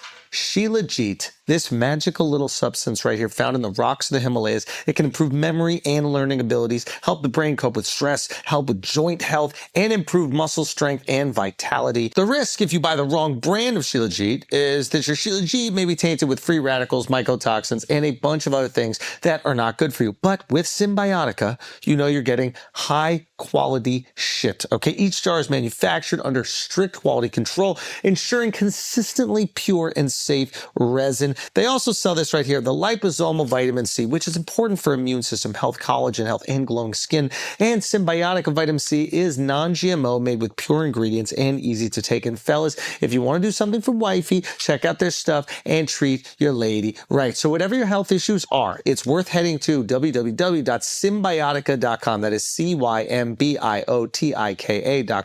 and seeing what they can do for you. Plus, if you use the code FLAGRANT at checkout, you'll get a 20% off your purchase and free shipping. Again, that is Symbiotica.com, promo code FLAGRANT for 20% off your order plus free shipping. Now let's get back to the show. All right, guys, let's take a break for a second because we need to focus on the most important thing that you will do in your life, and that is sleep. I know that sounds crazy, but it is the single most important thing. If you do not sleep, you go crazy. If you do not sleep, you die. You need the sleep, okay? How are you going to maximize your sleep? How are you going to be more efficient with it? I'm going to tell you right now. Obviously, at this point, you've heard of 8 Sleep, okay? They got the buzzworthy sleep technology called the pod. Can be added to your existing mattress like a fitted sheet to automatically cool down or warm up each side of your bed and in turn improve your sleep quality dramatically because the temperature at which you are sleeping, meaning what the temperature of the room is, even the temperature of the mattress itself, even the pillow can affect that ability to get into deep sleep. And they have found a way to control that variable. It's absolutely amazing. So if you want to get better sleep, even if you have a mattress you love, and this is the genius of it, if you go make a whole mattress with it, people don't want to part with their mattress. So what they do is they have that sheet that can cover the mattress you already love. You don't have to throw it out. Just let 8 Sleep make it better. And now the Pod just got an upgrade. 8 Sleep has launched their newest generation for the Pod 4 Ultra. It cools, it heats, and now it elevates automatically. It is also clinically proven to give you up to 1 hour more of quality sleep every single night. Pod 4 Ultra can cool down each side of the bed to 20 degrees below room temperature. And there is also now an adjustable base that fits between your mattress and your bed frame to add reading and sleeping positions for the best unwinding experience. And if you snore, this is crucial. If you snore, the Pod can detect your snoring and automatically lift your head by a few degrees to improve airflow and stop your or your partner's snoring. This is clutch. Plus, with Pod 4 Ultra, you can leave your wearables on the nightstand. Its integrated and imperceptible sensors track your sleep time, sleep phases, HRV, and heart rate with 99% tracking accuracy. Just add it easily onto any bed. This is genius. I'm telling you, why would you not do this? I know you got yours. Yes. I'm very excited to get mine because I legitimately love my mattress, but it gets so fucking hot. And sleep is tricky And for you. it wakes me up and then I can't go back to bed. I'm actually legitimately so excited for this. I thought you had to get a whole new bed, which they do sell, but just having a cover, brilliant. I'm so hyped. I think it's absolutely fantastic. Yeah. And you like yours? Yes, because when you have a newborn, you need to maximize any hours you have. Okay, you can't spend this time meandering around trying to sleep. You got to get that sleep in, and it's got to be efficient. So I feel like that's what this has done. It's given me the most efficient sleep in that small time that I do have. But yeah, it's fantastic. So right now, if you head to 8sleep.com, that's spell that out, EIGHT sleep.com/flagrant, and use the code flagrant to get $350 off Pod 4 Ultra. That is 8sleep.com/flagrant. Use the code flagrant to get $350 off Pod 4 Ultra. 8 Sleep currently ships to the United States, Canada, United Kingdom, Europe, and Australia. Have some good sleep. Let's get back to the show. Yo, I learned some fire shit about cricket, man. What's up? Cricket's kind of fire, I ain't gonna lie. It's so fun, dude. Cricket kind of fire. Cricket kind of fire. But that, I know this is gonna sound like I'm making like a loyal to the soil joke. I'm not. But the longer the game goes, the more bowling, the more pitching, it affects the grounds. Yeah. So you could fuck it better. I didn't see it coming. In all seriousness, so it affects the ground, and the ball, I guess you would call it. Ball starts bouncing in unpredictable ways later on in the game. So if you have, I don't know if it's better if you have an advantage or disadvantage bowling, but that's something that you got to calculate with it. I think that's like a thing you never even consider. Imagine like the wood started changing during a basketball game. And right when you start to figure out the spin of the bowler, the ground starts changing. So now you got to calculate. Everything. We got to play. But that's tennis, same thing. Like Wimbledon, they play on grass. That's right. And the later the tournament goes, the harder it is. Bro, I mean, this is even like, you want to get to the minutia. The later the game, the higher the grass grows. Oh, shit. So they have to keep the grass at a certain level. But it's like in hockey where like the, you know, you need the Zamboni to come and fix this shit. Anyway, I thought that it was an interesting component with the coaching of. I'm very like, what's the word, noob or whatever with cricket, but there's so much detail that they think about everything. Also, you could like send a guy in to bowl and then take him out, and he could still go back in. Yeah, but they can only bowl a certain number of overs, a certain number of balls. But you can mix and match throughout. 1,000%. So there's constant strategy. Anyway, we got fire. We got play. I don't know. I mean, 2 billion people like something. It's. I feel like we're treating cricket the same way that Americans treated soccer. Where first we reject it, and eventually like, nah. What you need is like the video game. And also you need America to get. Once America's good, if anybody we're invested in it. Then we give a fuck. But I don't know who posted in the group chat. Like they were playing paddle with cricket. But I was just laughing because you're like, yo, this is fire, and I'm like, this is just pickleball with the long stick. Nah, but that shit is heavy. But it's heavy. Just pickleball. You thought it was fire. It was the hand-eye coordination. It was the dexterity. True athletes. They really are true athletes. Did you see how focused they were when there was no mud on the ground? I mean, they didn't miss one single Speaking of which, we're either going to have an Indian president or an Indian vice president wife. We're gonna have an Indian in the White House. Yo, can y'all explain this JD Vance thing? So Trump picks JD Vance. So I've been trying to research JD Vance. I've been trying to research this guy all day. So grows up, born in Middletown, Ohio, big Rust Belt town, like blue collar. Grandfather is a steel miner. Goes to Yale. So his mom estranged from his father. Yeah. Mom was a drug addict. Ooh. Like men in and out of her life, whatever. He has to move to Kentucky, gets raised by his grandparents, goes to OSU, like really pulls himself out of whatever, out of the tough situation, goes to OSU, then goes to Yale Law School. Weird story or cool story. Vivek. Him and Vivek are homies. He has 3 kids he has an Indian wife, 3 kids. Only one of them has an Indian name. The name is Vivek.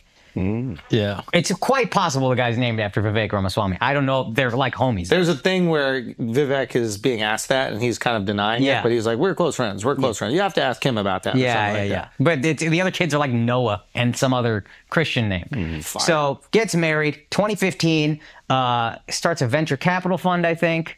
And 2016 rolls around, election rolls around, very anti-Trump, fucking hates Trump. Doesn't just hate Trump, the person.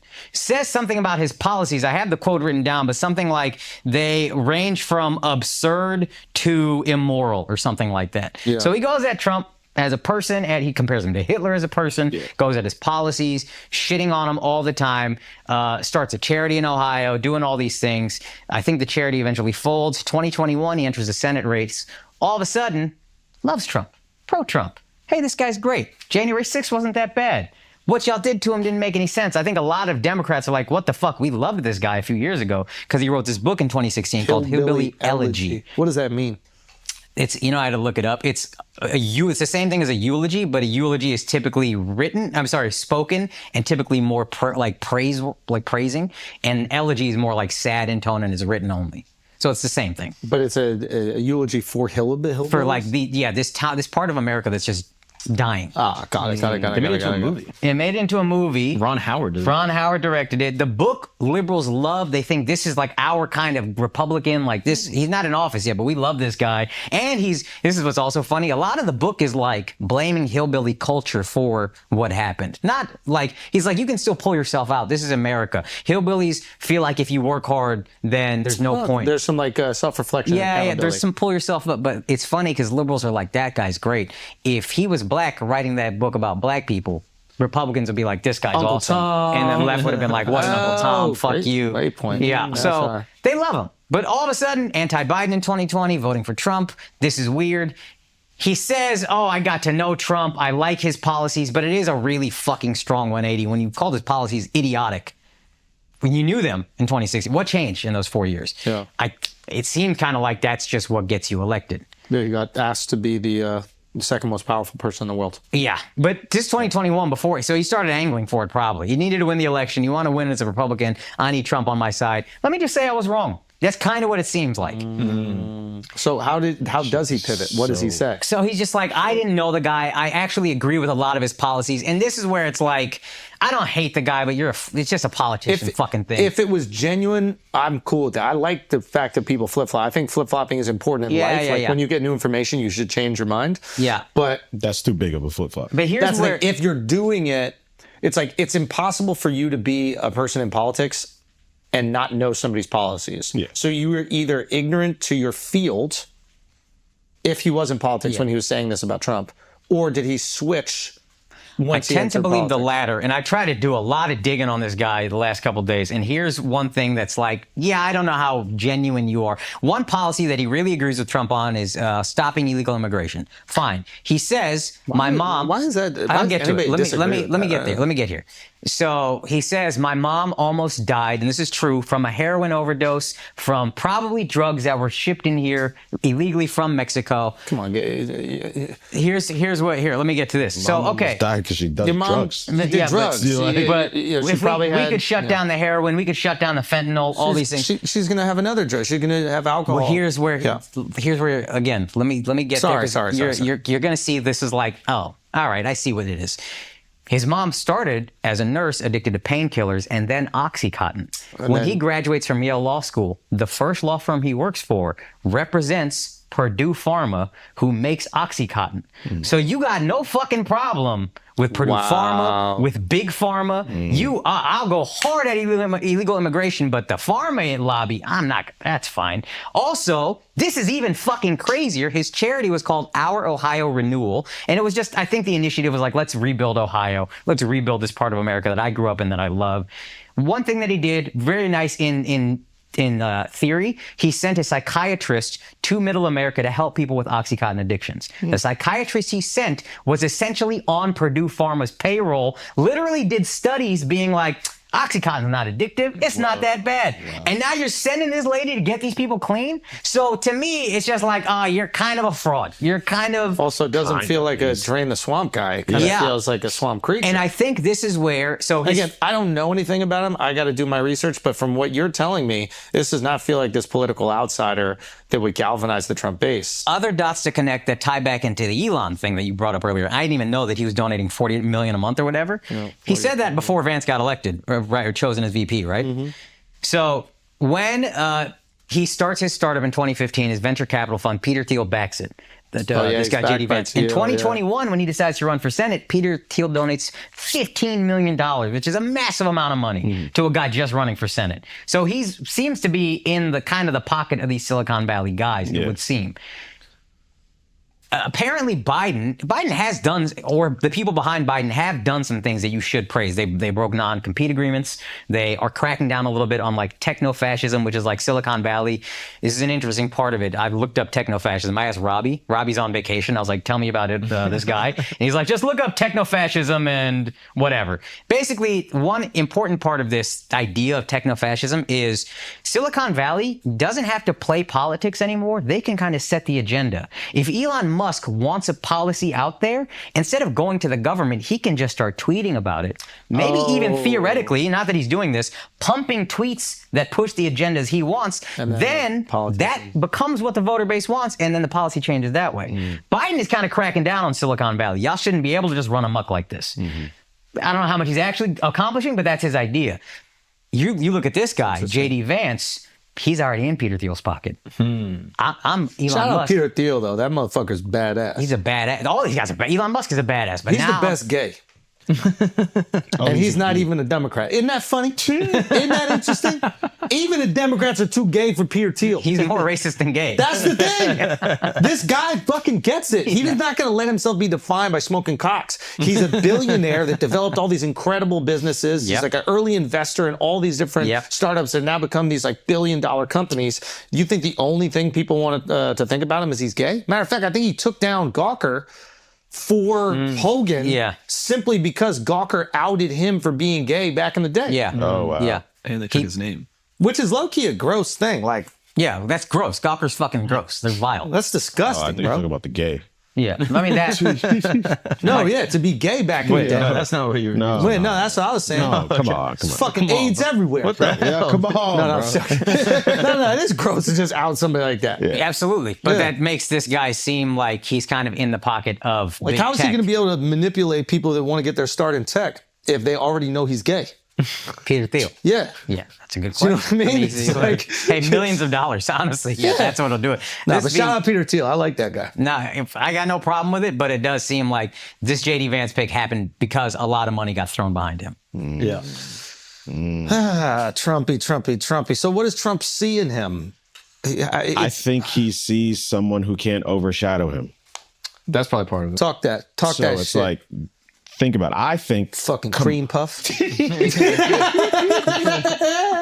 Little cream puff over there. Tickle that cream Come puff. on, man. Tickle that cream puff. You're for lucky. me. I won't shoot you now. You just tickle me. All right, go. No, so let's start with Kamala. I do feel like 4 years of Biden, Kamala was silenced a little bit. Like, like, hey, don't make Biden look bad. Don't overshadow him. Shut up. And that worked for Biden because people are like, I'd rather keep Biden here than have Kamala.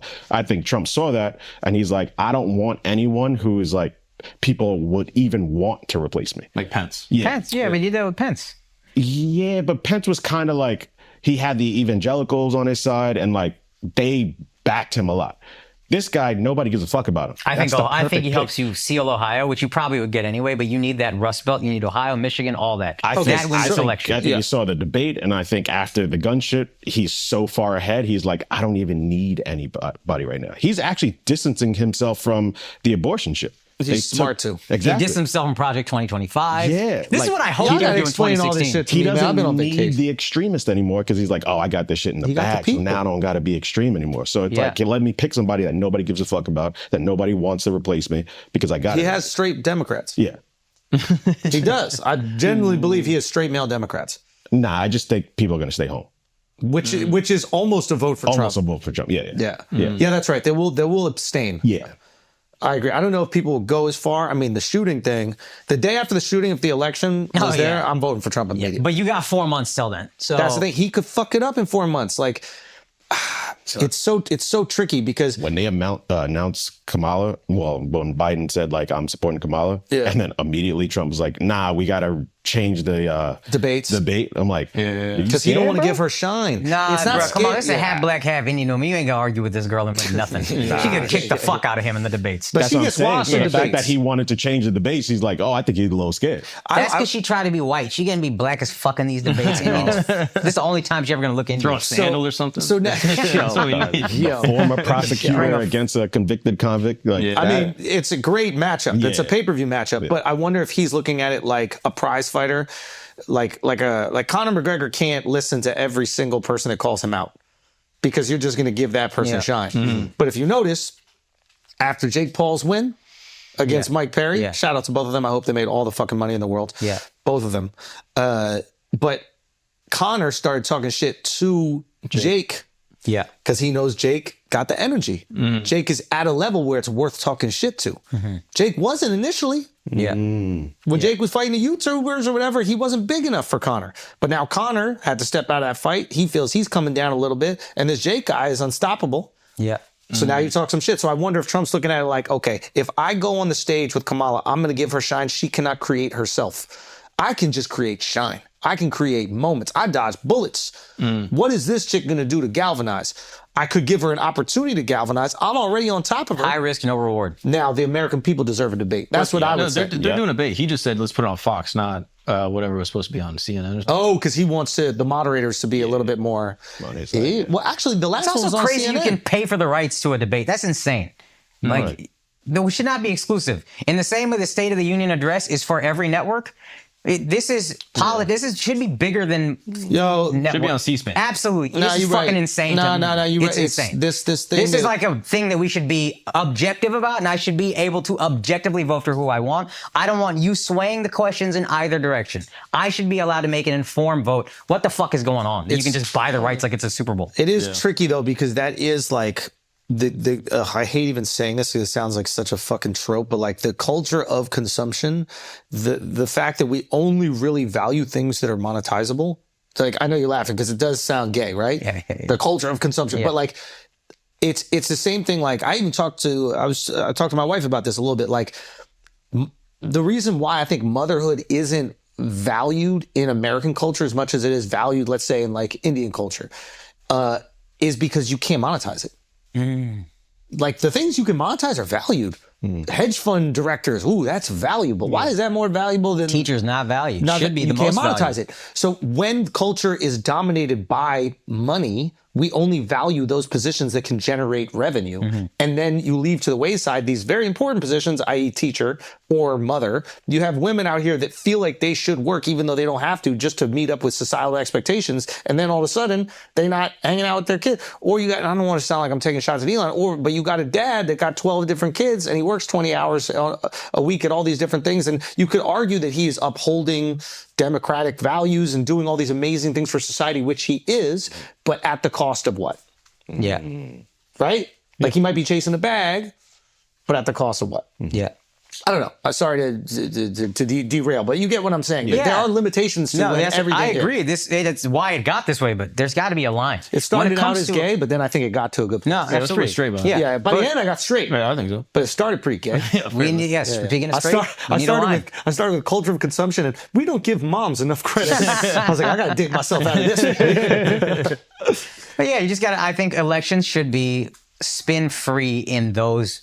Like, we're all going to do afterwards, spin the fuck out of it. When they're talking, let them talk. So genuine question, how do we decide who the moderators are then? Like, and who makes that decision? Does each, is it like a jury? Now, the jury would be decided by the defendant's lawyer, right? To a certain extent, they get to eliminate certain jurors? How does it work out? Decided by both.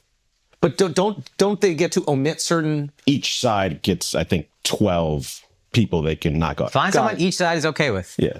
So now we're going to have like a super, now you got the fucking Supreme Court where you got like the Republicans and like, what is the... But that's how debates used to be. They used to have one debate on CNN, one on Fox, one on a neutral platform. A neutral 13 PBS or something like that. Like, that's what they used to do. When? As a kid, there wasn't always. even... Most of us didn't even have cable. How was it? I saw debates in 1992 when I didn't have cable. So it wasn't on CNN. There's no way it was on CNN. I remember when they used to have the ticker at the bottom of like, how much people were like scoring the debate as it was going on, and that was a CNN thing that they started doing. Every channel would play it. It wasn't exclusive. Exclusive rights is bonkers. I could have swore. I thought it was on every channel. One channel for had a fact. 1992, 1996. In the not a Declaration of Independence, but it's like they have to do it.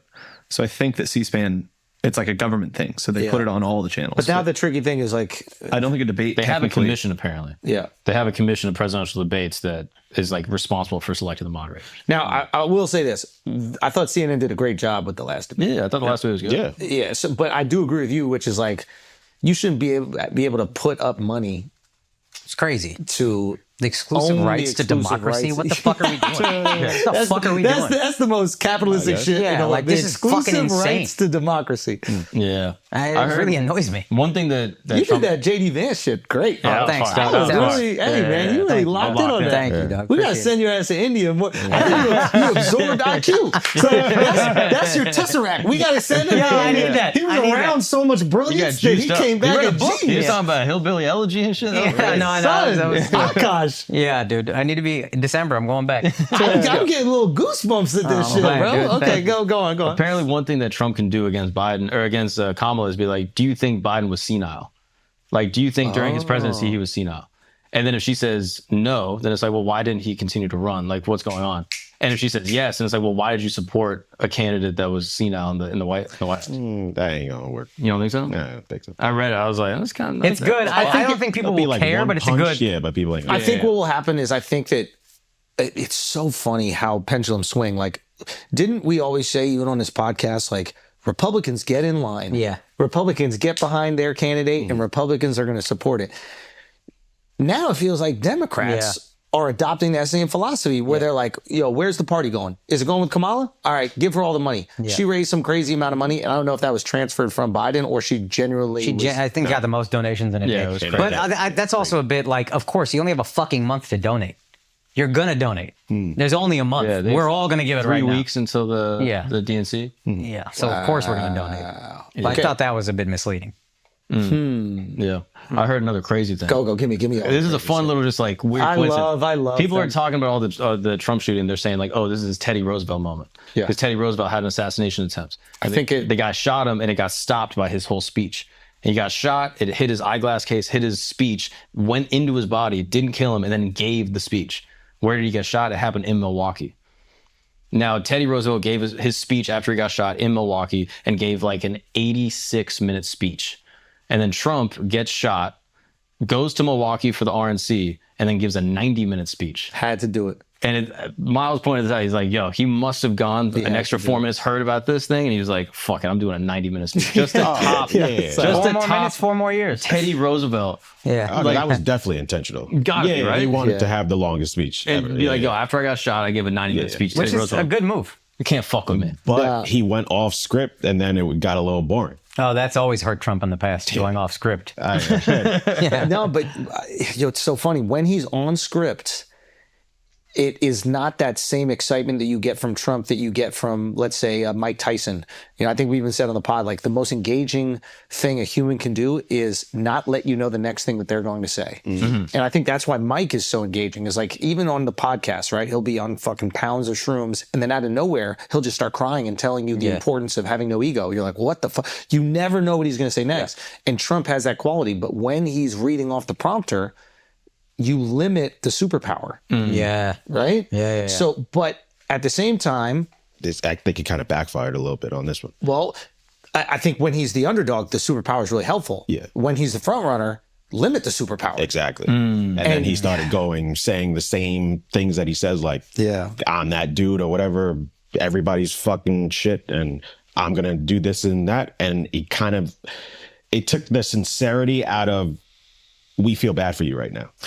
He should have milked that shit. Because he started on like reading the teleprompter and it was like, oh shit, this is a new Trump. Yeah. That's how you get the fucking people in the middle. He's like, oh shit, okay, maybe he's like changed a little bit. And then he reverted right back to his old shit. Yeah. I think that kind of hurt. That was like a misstep. Yeah. He could have really capitalized on that moment if he's like, you know what, after getting grazed in the ear with some glass, I'm a changed man. Yeah, this guy's a hater, bro. Can't even get a shot. Son, he cannot help but do the funniest thing at all points in time. When he walked over to the fireman's outfit and then kissed the helmet. Unbelievable. It's like, I think he's being genuine. I think he's being authentic. It just also happens to be the most ridiculous thing to kiss the helmet. Yeah. No, I mean, that was part of the speech. It's like, that's the hug go the flag over show. I think he went over to it genuinely, but feeling compelled to kiss the back of the helmet. I think that's just Trump. Like, okay, what is the the level? funny? Yes, and yes. I mean, the funniest shit is one I sent you where he's doing the speech. He's like, I'm not supposed to be here right now, and everyone goes, yes you are. Yeah. Yes, you are. He goes, thank you. But I'm not. Yeah, son, I'm not. Like, he wouldn't even. He's so stubborn that they're like, "You're supposed to be here." He's like, "You guys are wrong. Actually, I'm not. I've listened to my point." And he's just the funniest. He can't help it. He's so good. Yeah, it's wild. Okay, so now we get Kamala, and we see what happens in the coming weeks, the coming months, whatever. America's just the most interesting country when it comes to these elections. It's not just fucking close. This shit is reality TV. It's weird that like I'm glued to this shit. Son, I'm like a little, and this is not good, but I'm a little like excited. You know what I mean? Like, it's not good. You shouldn't be excited for what's happening. It's not a reality show. It's not fucking House of Dragons. But there is this part of me that's like, it's happening. It's the new season. Yeah. It does feel like season finale. Season finale's coming. Yeah. You think Biden will be able to acknowledge the election results? You think he's going to have the mental ability to be like, all right, I won or I lost? Oh, dude, I lost. The clip of him, it was seeming like he greets that girl and he thinks it's his wife, and then his wife grabs him and is like, no. Have you seen that clip? No. That clip went viral. He's talking to some woman and he seems very warm with her, and then his wife comes over, Jill, and like kind of pushes him aside, and what everybody was saying is he thought that was Jill, like genuinely thought that was there's Jill. a picture of, with all due respect, there's a picture of Jill Young. Yeah. That could have been Jill. Yeah, come on. What was white bitches looking like? Oh no. No, that's actually a good move, guys. Remember this. Yeah, like, I thought it was you. It's actually we know what you up to, my you boy. You might be smart, bro. He almost leaned in. Yeah, you saw that? He came up with the finger. Oh, fuck. Okay. Anything else with politics before we get into this wedding? Diddy needs to hire those people. Now the shooter's dead, but hire a bad shooter, because that's the only thing that can save his reputation. Nothing will save Diddy. Yeah. If he gets Diddy's done. He gets grazed? If he gets grazed, you're going to feel a little bit bad for him. Not even a little bit. Not even a little bit. Not even a fucking fraction. You don't think so? I mean, I don't. Give me the gun. I'll hit that motherfucker. Maybe an album. Nah. I don't think. Music ain't going to do it. I mean, once that video dropped of him just fucking ragdolling Cassie. Yeah, I mean, that was insane. Yeah. Yeah. No, Al, I think that's a bad take. Yeah, that was the worst take that's a bad I heard in a while. Standing on business.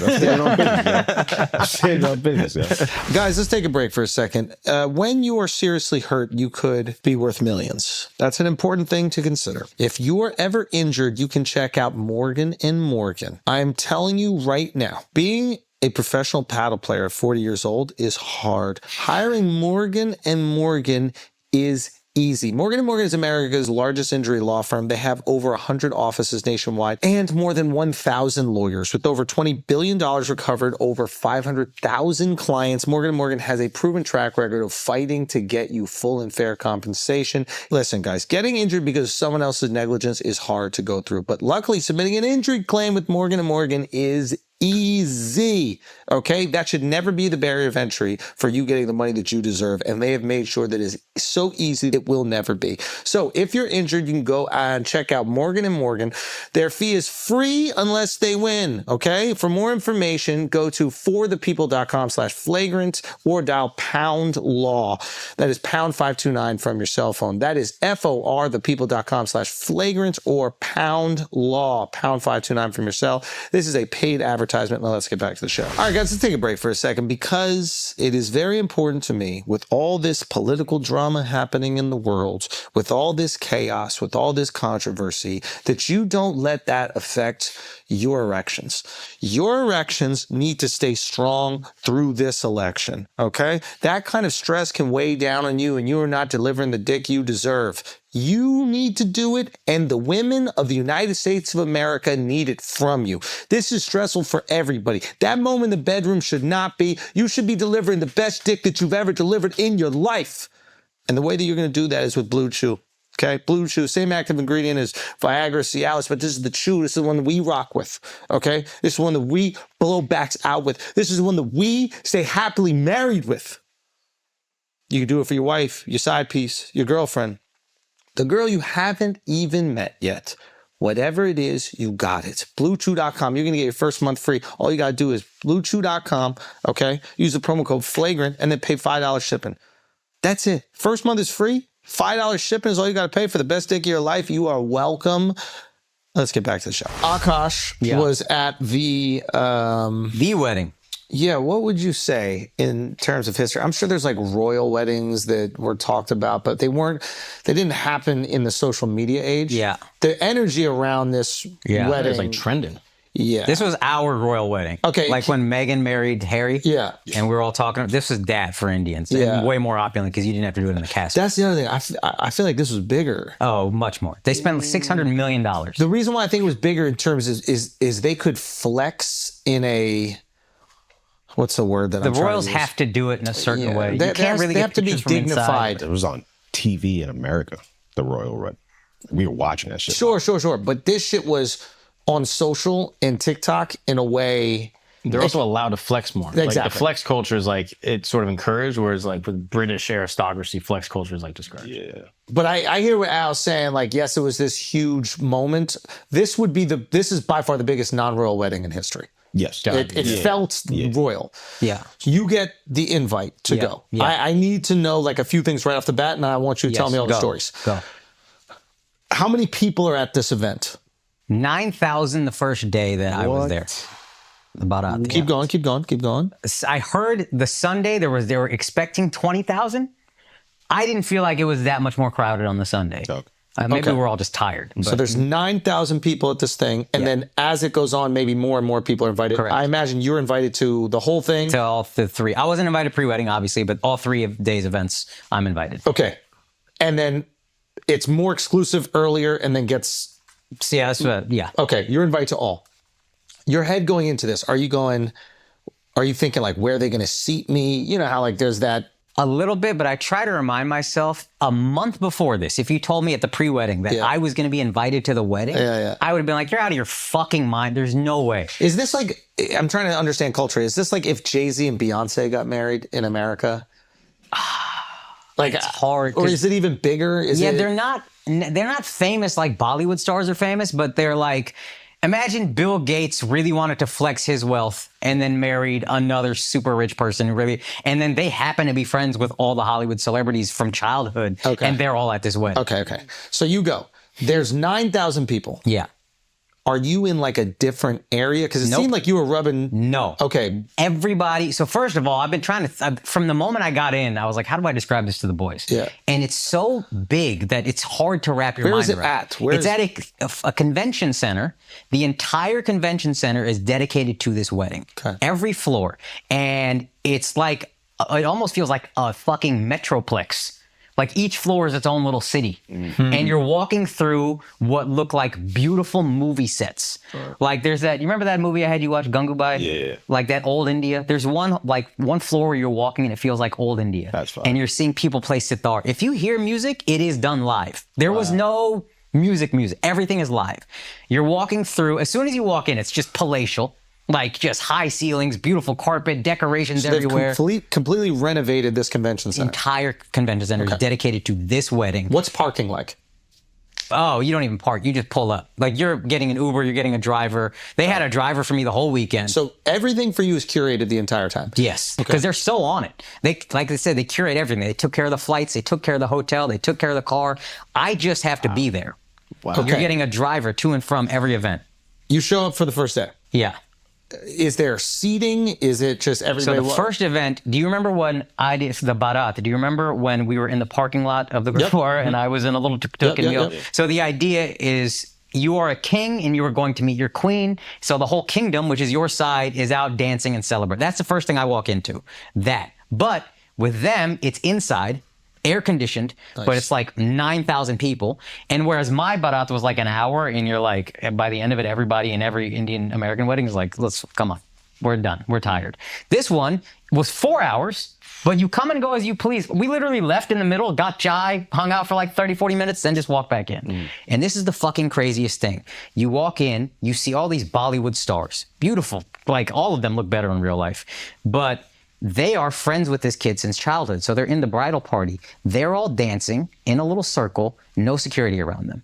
If you wanted to be an asshole, you could just bully your way into that. It's amazing nobody did it. But you could just bully your way into the dance circle, talk to everybody, give everybody high five. Like I'm looking at massive, massive stars, no security. We're all just there. Thousands of people. How many people there would you say were familiar with you and your work?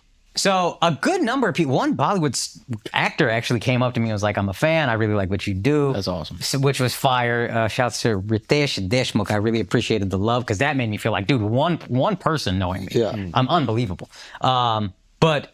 So this other kid, Ranveer Alabadia, who helped, he's a podcaster, shouts to him, fan of the pod, this pod as well, helped me get there. He was like, I'm telling you a lot. So I got recognized a good amount. Right? Yeah, I did a pod with him. Beer Biceps? Is it called? Beer Biceps is his IG handle. Yeah. But he told me, a decent number of people approached me, and he was like, honestly, a lot more would have, but there's like a respect thing here. Yeah, and there's like the weird thing with you as like an NRI, meaning you don't live in India. Yeah. They look at you a certain way, like he's not as approachable.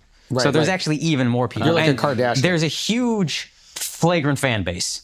Like sick. huge. That's fire. So many people, like by childhood friends, are like, "Yo, we love Flagrant. We tune in all the time." So like, Respect. fans, shouts to Respect. them. They were so sweet. Mud Gang? They don't mind the jokes. Love it. Clearly. Love it. Love it. And it was cool because I thought all his childhood friends would be like kind of pretentious assholes. It felt like a whole family vibe the whole time. Celebrities, dude, there's one guy, his name is Karan Johar, and I want to shout him out because like, you know how women love the Titanic here in America? This director, he's not even an actor, director. He's directed like 6 movies like that women love that much. So I saw this guy literally every 20 seconds in the Barat, a girl asked him for a selfie. And every single time, great energy, take the selfie, get back to it. Yeah. Another guy, Varun Dhawan, my wife asked for a selfie. He takes the selfie, and I say to him, we're next to each other, I'm like, hey, man, thank you. That meant a lot to my wife. He puts his arm around me. He's like, hey, man, don't worry about it. I got a wife, too. I know what you got to do. You got to keep him happy. Something like that. It's loud. I can't hear him. I'm pretending I can hear him. Yeah. Dude, the fucking most embarrassing thing. I expected Bollywood stars to be there, so I'm kind of cool about it. Yeah. I didn't expect Indian cricketers to be there. Oh, wow. So, Game over. So this guy, Hardik Pandya, he's the one that you said can't be Indian because he's so swaggy. Yeah. Oh, yeah. He walks by, I swear to God, he's this close to me. I'm maybe here. He walks by, I look up, I see him, I go, Hardik Pandya!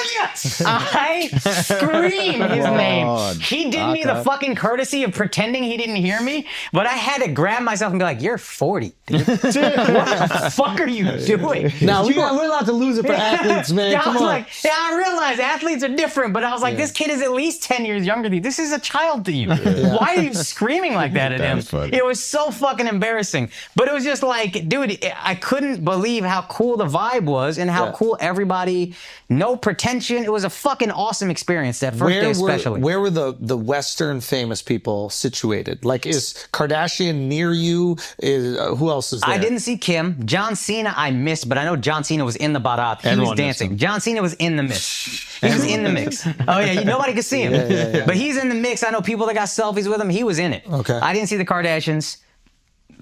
Whatever. I didn't see them at all, really. But we saw other Western famous people. Also, was fucking crazy. Again, I told you, if you hear music, it's being done live. I hear Calm Down, that Remy song. I look over, it's Remy doing Calm Down. Wow. Does 2 songs, leaves. Fire. Kenan, that other guy, he comes up, does 2 of his bangers, leaves. Another massive Indian rapper, AP Dillon, comes up, does 2 of his bangers, leaves. Like, if you hear a song that you like, it's the motherfucker that did the song doing the song. Wow. So that's what we're dancing to. That's fire. And again, I'm so happy to be here. I don't feel self-conscious. I'm dancing my ass off. I don't give a fuck who's looking at me. Y'all can judge me all you want to. You're not going to remember me tomorrow. You didn't recognize me in the first place. So I'm having the time of my fucking life that first day especially. Food is crazy, but the problem is in the Barat, you're like walking with everybody and you're trying to kind of, I'm so mesmerized by these Bollywood stars. I'm like kind of trying to stay around them. So we missed all the fire food stands. There was like tiramisu with caviar, all this crazy shit. I missed all that, but that was the first day. You just saw everybody. Yeah. Dude, we're waiting for parking. This guy, Salman Khan, is there. He is... Oh, Salman Khan. Yeah. Top 3. Shahrukh is the one that I fucking would lose it over. Oh, Shahrukh Khan is the one I'm thinking. He's the one I would... He was there. I didn't see him, thank God for me. I met his son. Son is a very sweet kid. But I didn't... Salman Khan is top... He might just be as big, maybe. Top 2, 3 probably. Top 5 of all time. He's just waiting for a car at gate 19 with me. Wow. I just see him kind of standing, no security, no nothing, just waiting, saying what's up to people, wearing like a fucking $900,000 watch or some crazy shit like that. Unfucking believable. Saturday event, so because the prime minister comes, if you get there after him... Modi shows up. If you get there after him, they don't let anybody in. Obviously, they actually take security seriously in India. So we didn't get to go to the actual like ceremony because we were like, he got there fairly quickly and we assume Indian wedding. I'd be an hour late. Oh no. But then we go upstairs to this dinner area. They have food. Wait, what was that conversation with you and your wife when you were late because she was getting ready and you missed out on the prime minister? You know what? I didn't realize how many stars were going to be there. I would have been upset if I knew. I thought we were all going to be late. And I was like, everybody's going to be late. Everybody's on time this one fucking day. So then I was tight afterward. But we go upstairs. Flip this and be like, nah, we were boycotting on behalf of the Punjab. We're for the farmers. Exactly. Yeah, we're for the farmers. So we go upstairs.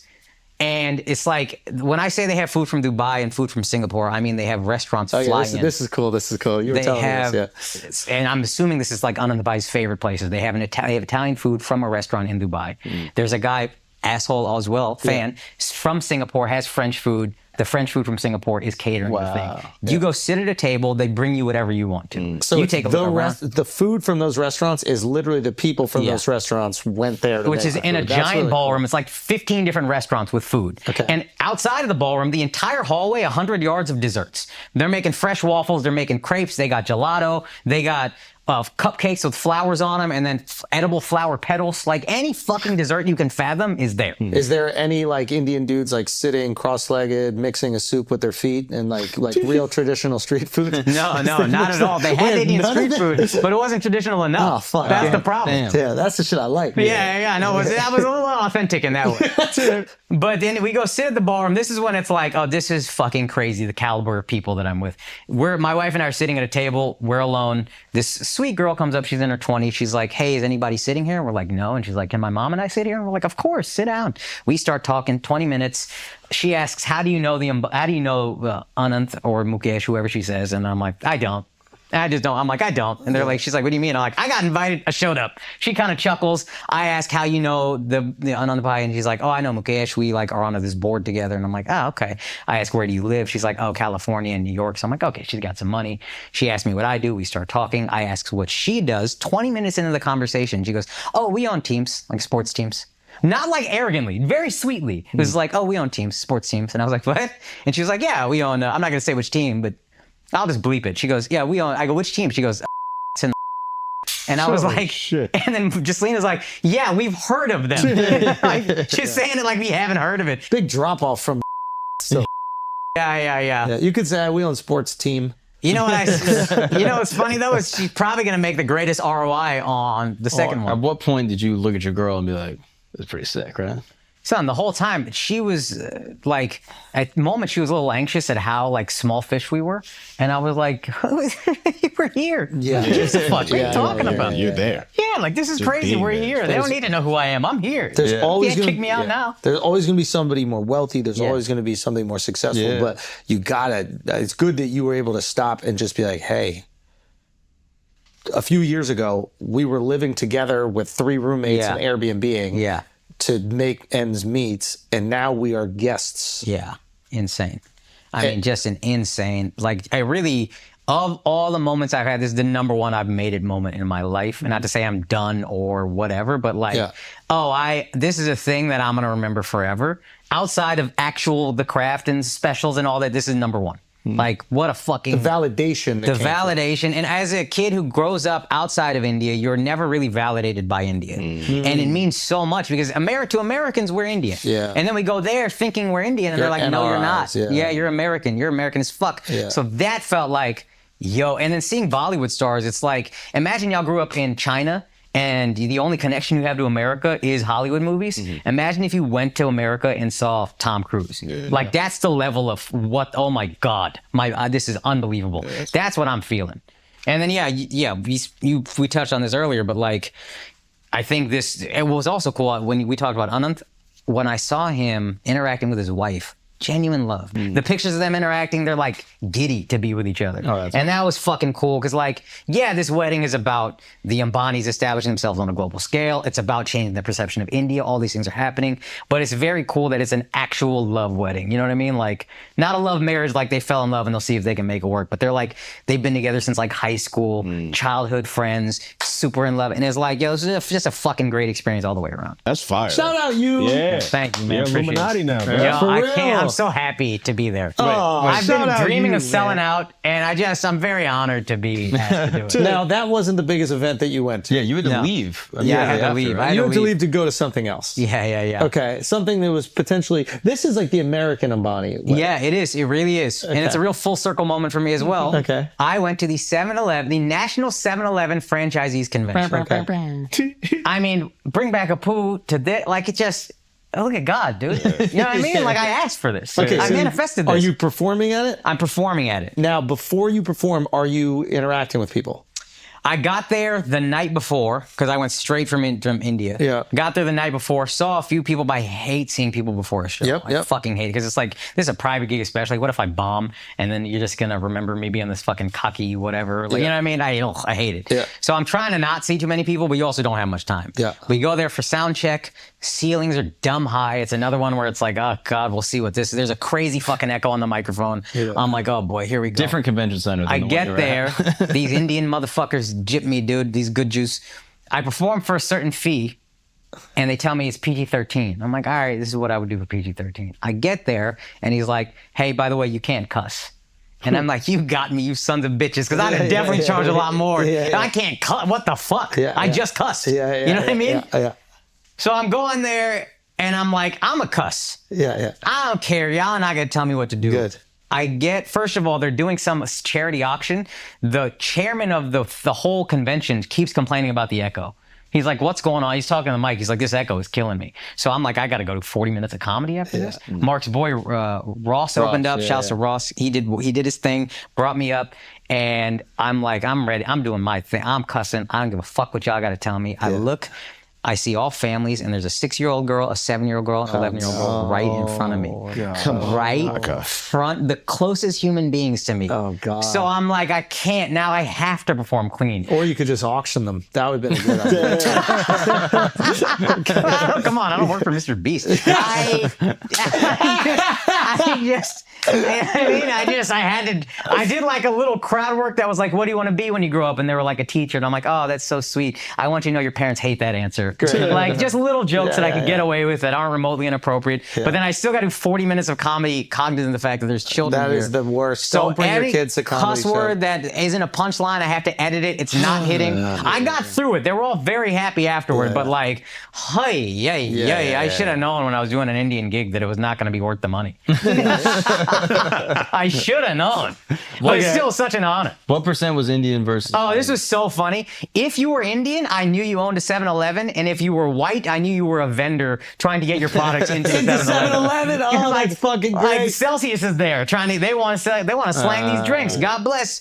If you're Celsius or you're fucking Core Water or whatever, every white person was like, you don't know. But that must have been a wet dream to see all these white people groveling for respect and the money. Yeah. Oh, and even at the Ambani wedding, Europeans are serving me food. Like, not even white people, Europeans. I mean, what a fucking, like, just like the white people. You know what I mean? Like, not JD Vance whites. I'm talking fucking. It's like Forrest Gump at the end. Yeah. When she gets the white maid. Yeah. Oh, dude, what a time. Yeah. Oh, watching these white people grovel and serve. Oh, I got the fucking, what a weekend. Did people come up to you at all and say like, hey, thank you for Bring Back a Poo or that? Nobody. You know what's funny? And this is how much the coast thinks they matter and they don't. Yeah. I asked, I was like, I was going to do some Apu jokes. And then these guys are young guys born in America. They live in Jersey, obviously. And he was like, what happened? They like got rid of him or something, right?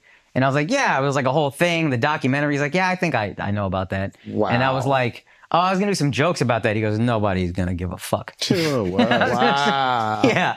So I didn't do it, but I felt it, but they didn't give a fuck. That's so interesting. We're so detached here. We're so attached here. We don't realize how detached everyone else is. Yeah. They don't care. Yeah. They care about money. Three things. This ain't making the list. Yeah. Wow. Yeah. Oh, that's so funny. Did you tell him like, yo, I just came from the Ambani wedding? I told one person, he was very excited. Bro, I would have opened with that. Bro. Yo, we're going on stage. I had no material about it yet. I'm still so thankful to fucking get invited. Yesterday I'm at the embodiment. Today I'm at this shit. It's that simple. Yeah. I might have mentioned it on stage, actually. I might have thrown it out there, but I definitely didn't get a big pop off of it. That was, God, I hate this term. What do they call it when I heard this term in the black rooms actually, but when you're like really up against an audience. Slavery. No. No? When you're fighting against a lot of obstacles and the crowd is kind of like doing their own thing, you got to really fight to get their attention. Mud fighting is what they call it. So my first thought was, my first thought was the gift that keeps giving. I know. Because my first thought was, this is gonna be a mud fight, and I was like, I can't say that on Flagrant, but I have to be honest. So what'd you say? A love affair? I said it. No, I actually came at the end of the set. A couple times, bro. What an experience, awesome. Dude! What a weekend! Did your girl go with you to the weekend? Orlando show? No. She was like, "Fuck all that shit." She stayed in India. She stayed at the wedding. We talked about moving there. We were no like, way. "Yo, yeah." Orlando? It is really. It is awesome. It is nice. Yeah. No, but you talked about moving to India, like spending some part of the year there or full time. Some part of the year at least. Dude, what would be the ideal time to go? Hopefully, it aligns with our schedule. Yeah, that would be. Yeah, whatever we do would have to align with this. Like, schedule, is summer there too hot? Well, where my mother-in-law lives in Bangalore, it's perfect year round. It's LA weather all year. So then that's your Hamptons, bro. Yeah. So this wedding was that nice. You're like, yo, I'm buying a place. I think about it honestly every time I go back.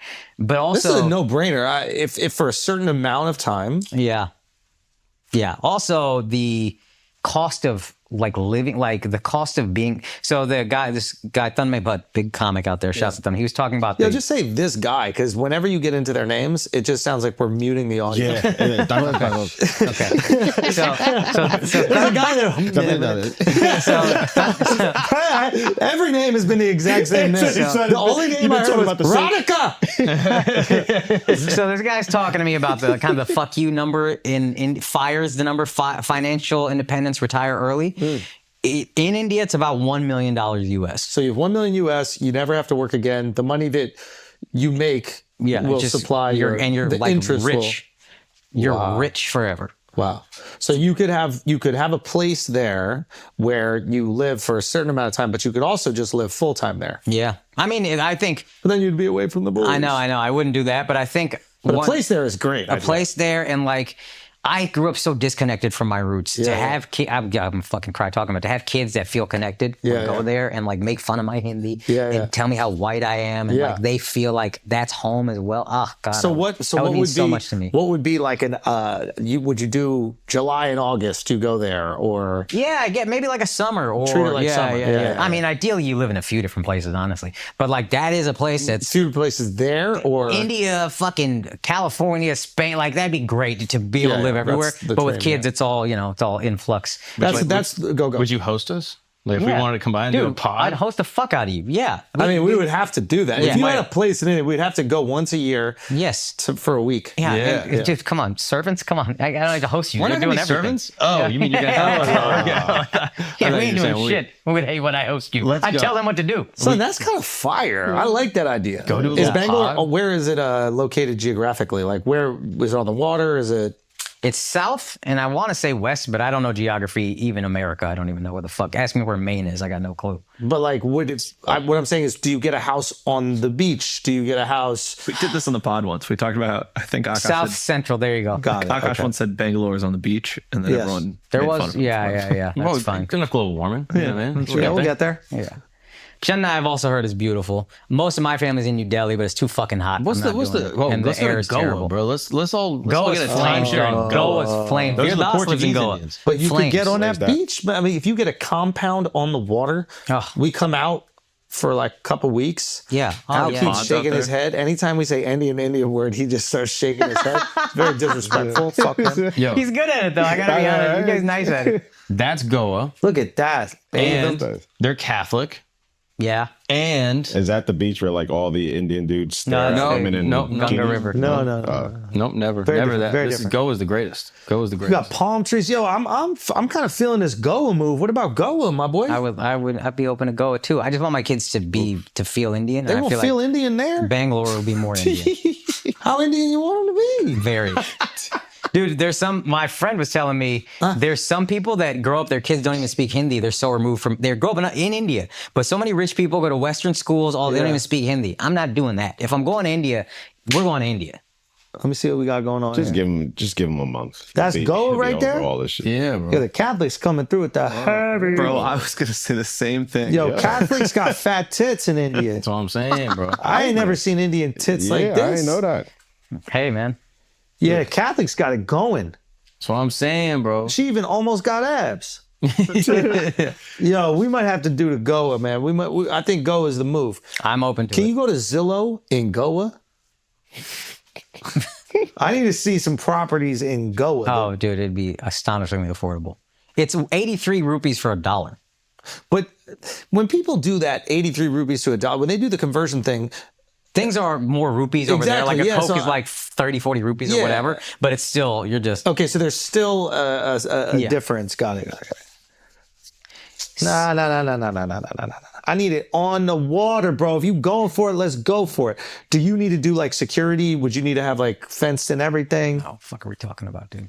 You're not worried about that at all? Indians Why? don't scare me. Come on. I didn't grow up with. I know black people. I'm scared of Indians. Yeah, but you still small. That is, I have a real, like when you leave New York, you have a real like overconfidence in how tough you are. I'm like, this shit don't scare me. Oh, You know what I mean? Like you go to Cincinnati or whatever, you're like, fuck, St. Louis. You're like, this shit ain't scary. And Yo, then you the- read about St. Louis and you're like, I should be scared. Akash, the beach compound in India that you go to for the summer, Flames. that's kind of a vibe, a Flames idea. bro. It's a It's Flames kind of a vibe. Bro, you locked this one down? Come on. Gosh, he need to be on the sand, bro. This is great. I think this is damn near. Yo, this is fire. come on, cop that, bro. You got How it. much is that? Let's look that up. Let's do the conversion. Ooh-wee. Ooh-wee. Looking at some water.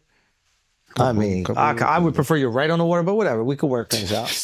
I would prefer you right on the water. I would prefer No, that for I me. agree with A you. mil Personally. 7. They'll take a mil 4. 1.7 mil for a 4,200 square foot loft. That's not even bad, dog. On the No, beach. that's expensive. I think that's expensive. I don't know. I feel like that's pretty good for that. I'm not really familiar with the Indian housing market. Yeah. Relative to America, I feel like, come on. What are we On the talking water, about? Yeah. 400,000 square. That's a $10 million house in Cali. Yeah. Yeah, It is an it's apartment, not though. It's not like we need a compound. Bro. I think you they- need to own the land. Yeah, we gotta look. Yeah. Yeah, we'll get this going. All right, we're going to figure this out. That would be fire, though. How about y'all? Y'all do anything interesting? Nothing like this. Al had trouble with his flights or something. So no, entire weekend, but it was just that whole outage situation. Yo, what happened with the outage? Microsoft, dude, a fucking automatic update, apparently. It's a company called Strikeforce, and they sent out an automatic update that bricked a lot of computers, blue screened a ton of Every computers. computer. Basically all every- computers. And the problem was that they can't fix it automatically. It wasn't that we fucked up, we'll resend another update or revert all the computers. All the computers had to be manually fixed. Yeah. I feel like encrypted, you have to put in the 48-digit code to like get it back online. So if you're like a college with like 1,200 computers on it, that's a long weekend. And then it shut down all the flights, and it's like it was like one of the times where it shut down the most amount of flights since like 9/11. Oh, wow. It's like a crazy amount of Every flights. airline except who was Alaskan Air. Yeah, Spirit. Spirit don't give a fuck. They barely run it. They don't update They their don't have shit. computers. Yeah, they go by sextant. I think they're still going by the moon. But yeah, it knocked everything out, so no one could fly. Yeah, we were delayed as fuck coming from. But it got resolved fairly quickly. It didn't affect my life at all. Nothing. If you, the only way you feel is if you had to Going fly and that coming day. back. Yeah. Bro, it is. Supposed to be back yesterday, and they pushed my shit 24 hours. Really? Oh, so it's still affected. Yeah, it's still like a chain effect. Because right everything got backed up. Yeah. So now the problem is getting flight crews, because they have a certain amount of time they're allowed to work. And so when you try to pull people from different crews, and then if they're about to go over their time, they're like, oh, no, you can't fly on this plane because you're going to go over the time. So now Cleared up by Friday, yo. Yeah, it's going to be bad for a while. Oh, you think it will be bad for a while? It's still, just yesterday, like my flight got pushed 24 hours because they didn't have 3 that's crew crazy. members. Miles got it the worst. Miles bought NCAA football. And I paid extra money to play it early. You can play it on the Friday, or you could pay extra and play it for 3 How extra much days. extra?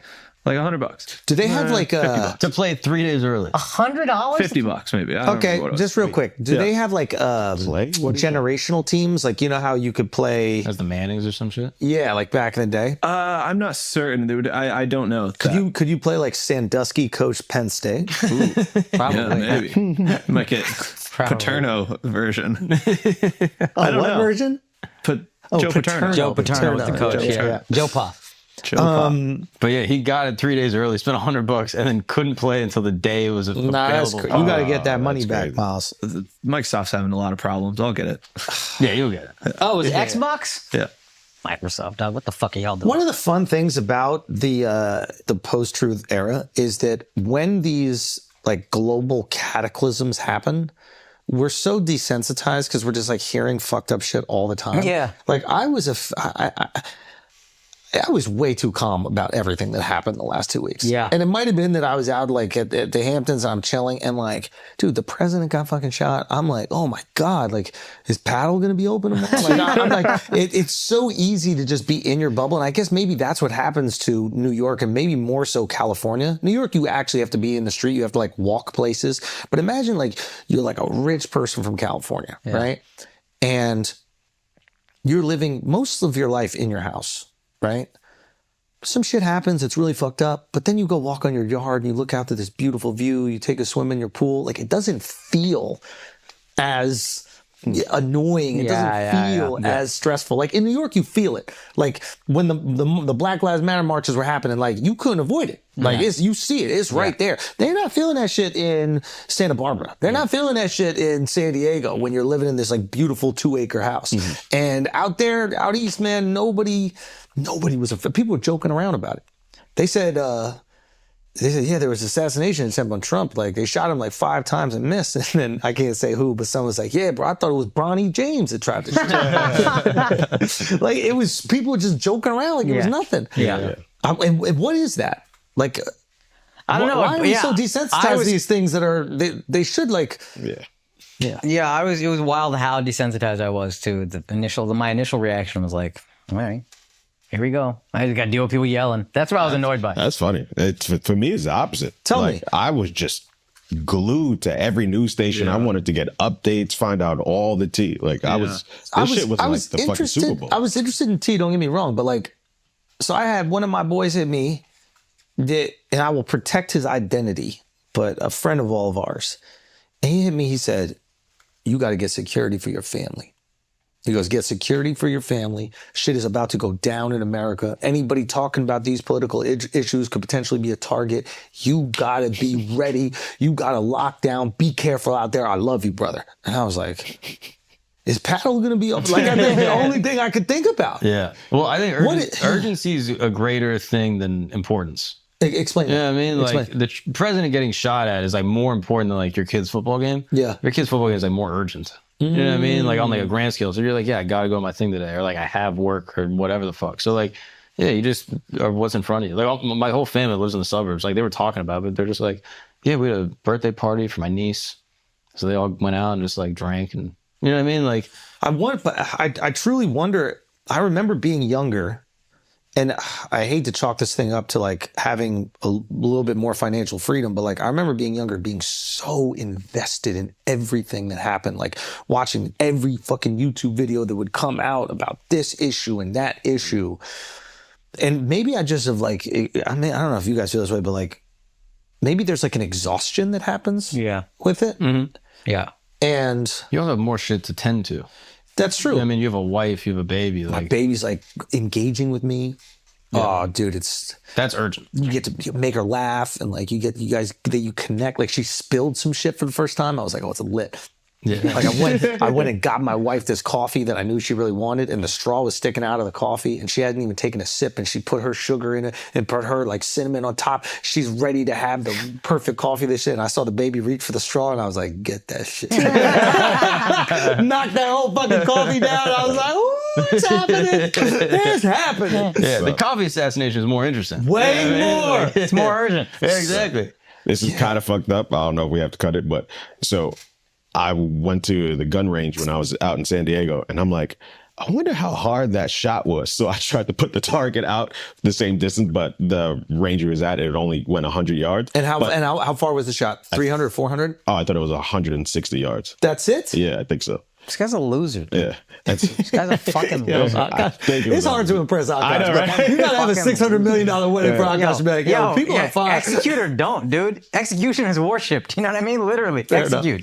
Yeah. Okay, so you went. I put it all as far as I can go, 100 yards, and I was using a rifle, hit it multiple times. Now, not bullseyes, but it's like we had like the person target, and all shots hit. You hit body though, because I saw what you posted on Instagram. I was aiming for body, but my man was aiming for head. He's a hero. Well, he's an idiot. You can't aim for body. Bigger target. No, but body, that you assume that they got the vestie on. So you got one of those big ass bullets. It goes right through. That shit is that's taking about. Really, even the it will go through a what is it called? Kevlar vest. Well, I don't know about that, but Trump wasn't wearing Kevlar. I would imagine they put him in a... No. You think he wears Kevlar when he's like doing a... You think they put him in like a minimum vest, like a cheap vest? No, I just like a Hanes. Don't think he's wearing anything. I thought it's like, hey, this is supposed to be secure. So either no vest or whatever the best vest is. He's not doing anything in between. No. I imagine they would clown him if he wore some shit and it was obvious. They'd be like, oh, he's scared. But you should be scared. Yeah. Bro, we were looking up the stats. You remember this, Mark? We were looking up the stats of the amount of presidents that have been, there's been an assassination attempt on. Mm-hmm. It's coming in at like 25%. Really? That's the most. Let the record show, all of them have had attempts. Yeah. Oh, yeah. Sorry. How many have actually been shot? Yeah, 3 have been shot, 4 have been assassinated. So that's 7. I thought we got up to 12 with. So then there were other ones where it's like bullets got fired past them. And then, like, someone threw a grenade at Bush one time. Yeah. And the shit just didn't go off because it had a handkerchief wrapped around it. Like, there's so many of those. So we're looking at if we got, I think we got to 12 where there was like a bullet actually missed them or hit, but a bullet was shot at. A job where 25% of the people are in killable situation, like literally, that's more than ice road truckers. That's more than the gas station attendant. Like, this is a. I don't know. Maybe I'm detached from how dangerous being president is. I think most of us are. I don't think most of us know the numbers. They all have assassinations. Everyone. How did Barry make it past? Barack? Oh, he had a bunch. There was a dude that shot bullets like at the White House, thinking that that he was outside. And then there was a bunch of other ones that like just got made. Take the shot you get, bro. But there was the thing. I remember when Barack was... That's like what happened to you with the parking lot shots. Like Barack rolling on the ground. Everybody's like, they probably got bulletproof glass at the White House. But I remember when we were in D.C., there is a restaurant we ate at. Do you remember this restaurant we ate at? You actually came to the hotel. Yeah. Capitol? I think it was the Capitol Hotel or something like that, or the American Hotel, whatever the fuck it is. And it's literally across the street from the White House. And at the restaurant that's on the roof, you can look down. Oh, that's right. That's right. On the White House. You look down on the lawn, and you look down on, there's the lawn in the front and there's the lawn in the back. And I saw that and I was like, oh, the president just can't walk around. Yeah. Like, because nobody checked me for weapons or nothing. I just walked into this and I went upstairs to eat calamari. If I had anything. So when you're president, Stop giving them ideas. so I know. I feel bad even saying it, but like low key, it made me feel like a little bit of empathy for them. Like they are in a shoebox the entire presidency. Yeah. Bro, that's why they That Camp job David. sucks. And that's why they got to go to Camp David. Camp David is walk around outside. Yeah, they can drive on Camp David. That's the only place where presidents are allowed to drive a car. Yeah. But then Trump's at his fucking golf shit Because they could block it off. from people getting inside. Gotcha. bro. Makes sense. So I'm like, yeah, I need to get out. Yeah. Like I can't be just sitting in the fucking Oval Office all that. Yep. Bro, Gerald Ford almost got murdered by 2 women at separate times. They pulled the gun on him, and like one of them misfired, and the other one didn't have any bullets in it. Go figure. Andrew Jackson, they tried to shoot him. The guy pulled out a gun misfires, throws it down, pulls up another gun. What? That one also misfires, and then Andrew Jackson beats the shit out of him with a cane. Fire. That's so sick. They try to pull him off. They go, yo, let me have him. And then he starts beating the shit out of him. Let's go. And took down the Fed. Tried. But yeah, crazy, bro. He thought it was an inside job. Andrew Jackson was like, oh, this is a setup. It was. I kind of feel this one was. And they've smeared him. They smeared his reputation because he was bad to Native Americans like every fucking president was. That's what happens when you take down the Fed, bro. Yeah. Never forget. I remember this You fucking remember when I went on that two-week one? run. See, that was when I was into YouTube videos. Yeah. The last one that I watched was the way I felt about the world.